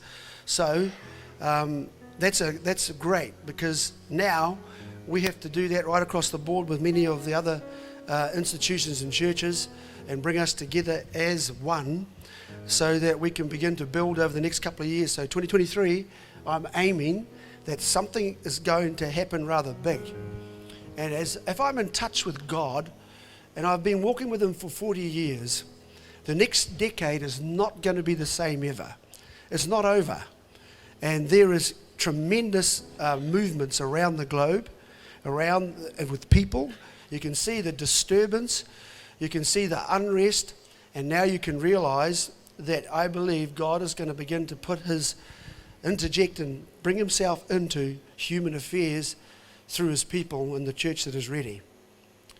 So all I can say, for Maori, I've always believed, and I've written some small scripts in a book about the rise of the Maori nation, and I believe Maori have been chosen by God to be the people who he would use to bring about a restoration and a redefining of all Indigenous and First Peoples across the globe. Because they have been the most harmed, not by just colonialism, but by an evil that has killed them, robbed from them, and taken and stolen not only our possessions and our land, but taken the most beautiful time, and that's our children. And now you just heard recently in Canada, where the government has to come out with an apology after finding out that the first people, Indian people of Canada, they took their children, they were native kids, and they took all these children and put them into state schools, residential homes they called them, to try and teach them manners. And here's the shame of it. It was run by Catholic churches, and the government were in it, but they didn't realise, so the Catholic Church was running it. They were forcing these kids to try and bend them into being Christians. That really stung me. And what they ended up doing was not only brutalising them and sexually abusing them, they killed a lot of these kids and they buried them. And they've just been discovered. That's just been recent. I'm only just touching this as recent. And now there's been a whole international uproar about the abuse that's been dished out to Indigenous peoples of the world. I was reminded of and I'll finish with this and we'll go and have a feed, of a woman in the Bible. Someone you would never expected to be such a person that would be in history with the most influential man to ever walk the earth. Her life formerly was one where she was unfortunately a prostitute.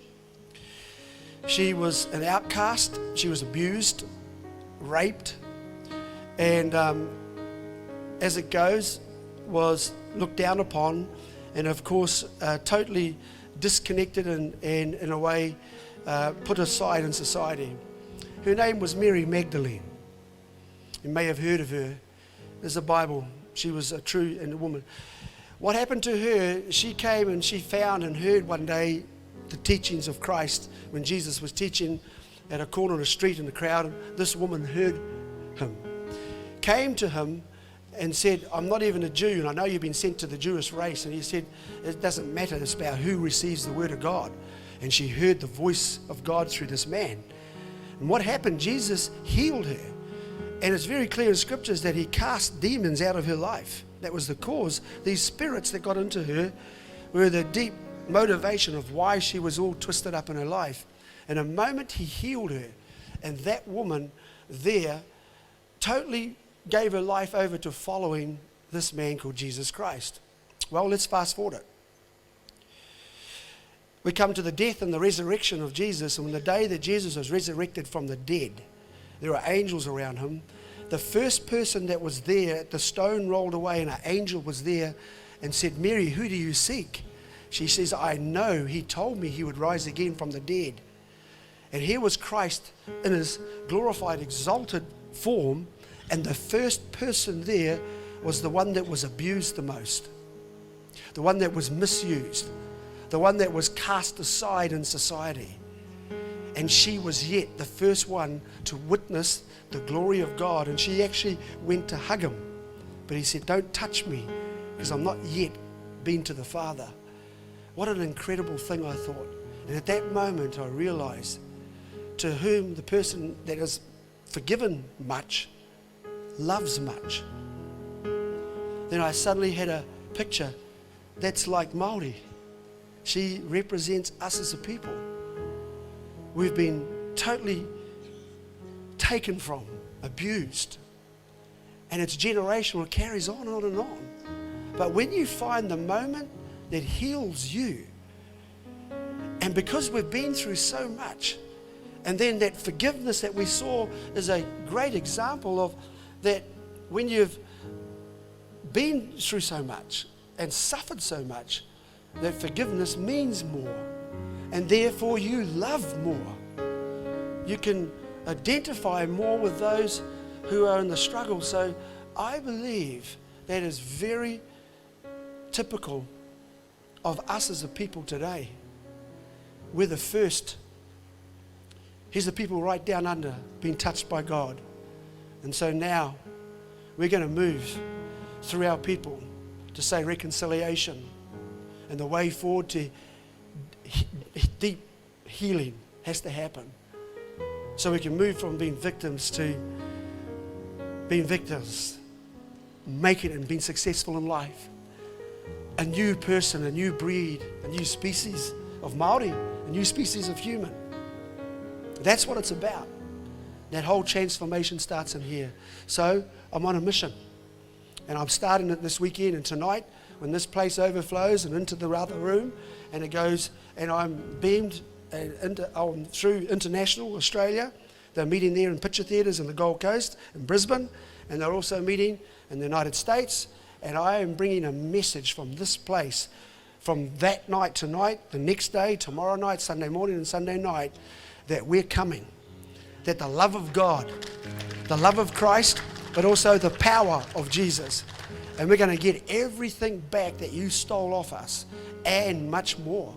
We're getting much more. And so there's a new future. There is a new family. There's a new era. There's a new church.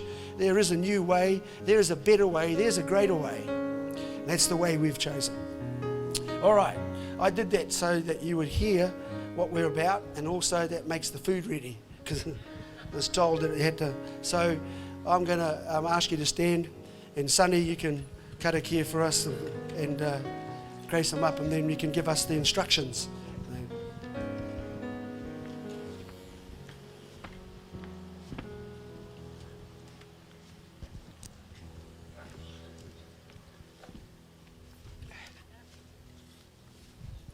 Use this, brother. This is the anointed one. Kia ora tātou. Mi noi tātou he whakakapi tō tātou wā. No reira he hōnore kororia ki a koe e pā tō tātou matunui te rangi. Ko tai nei mātou ki te mutunga o tēnei wāhanga.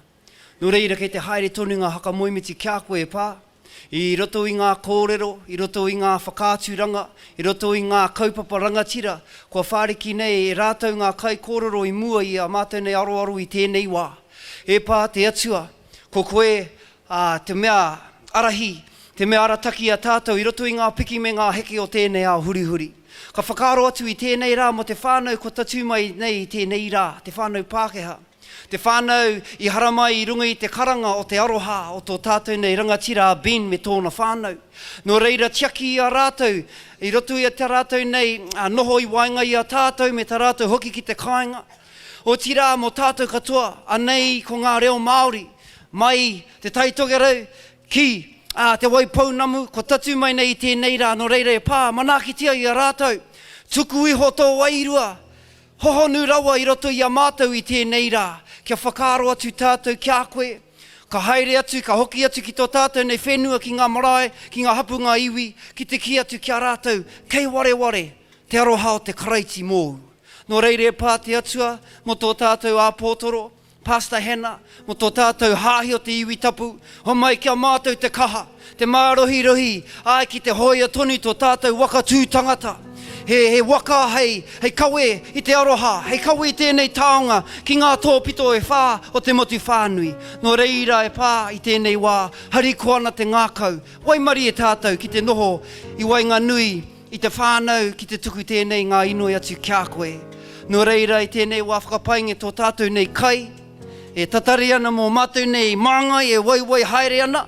No reira hei oranga te tinana, hei oranga te wairua ki te taro o te ora. Ko iu karaiti tō tātou kai whakaora mo ake tonu atu. Amene. Kia ora tātou. Now, before you move, fellow friend. Oh, there it is.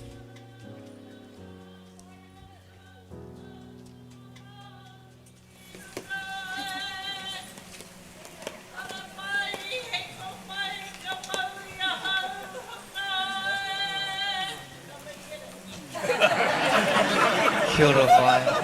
Let's put our hands together for our Fire, eh? Fire Helen. She's been working hard this afternoon.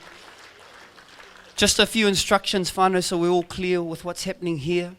Now, I would like to say this gently and respectfully to our iwi tapu whānau. Kei konei ngā manuhiri. Nā. Ko te kai, mā rātou te tuatahi.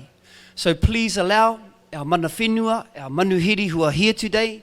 And just to give you instructions, the kai, you'll find it down this way, whānau, so we'll have to come across. If our church whānau can please wait for our visitors to go through and to get their kai, that'll be fantastic. And all of our church whānau here are going to look after each and every one of you today. And so can I ask our kaumātua kuia, our manuhiri, can we come up through, please? And our mana whenua, kei a koe rangi koutou, Martin. We'll let you go first, eh? That's the best thing to do.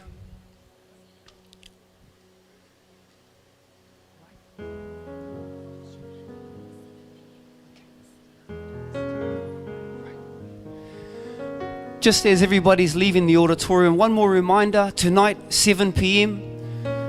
You want to see a manifestation of the new Maori for the new nation, 7 p.m. tonight. We want to invite all our guests to come back. If you want to come back tonight, come and see us, let us know, and we'll love to host you again. A big mihi to everybody whānau, especially those who have come from far away.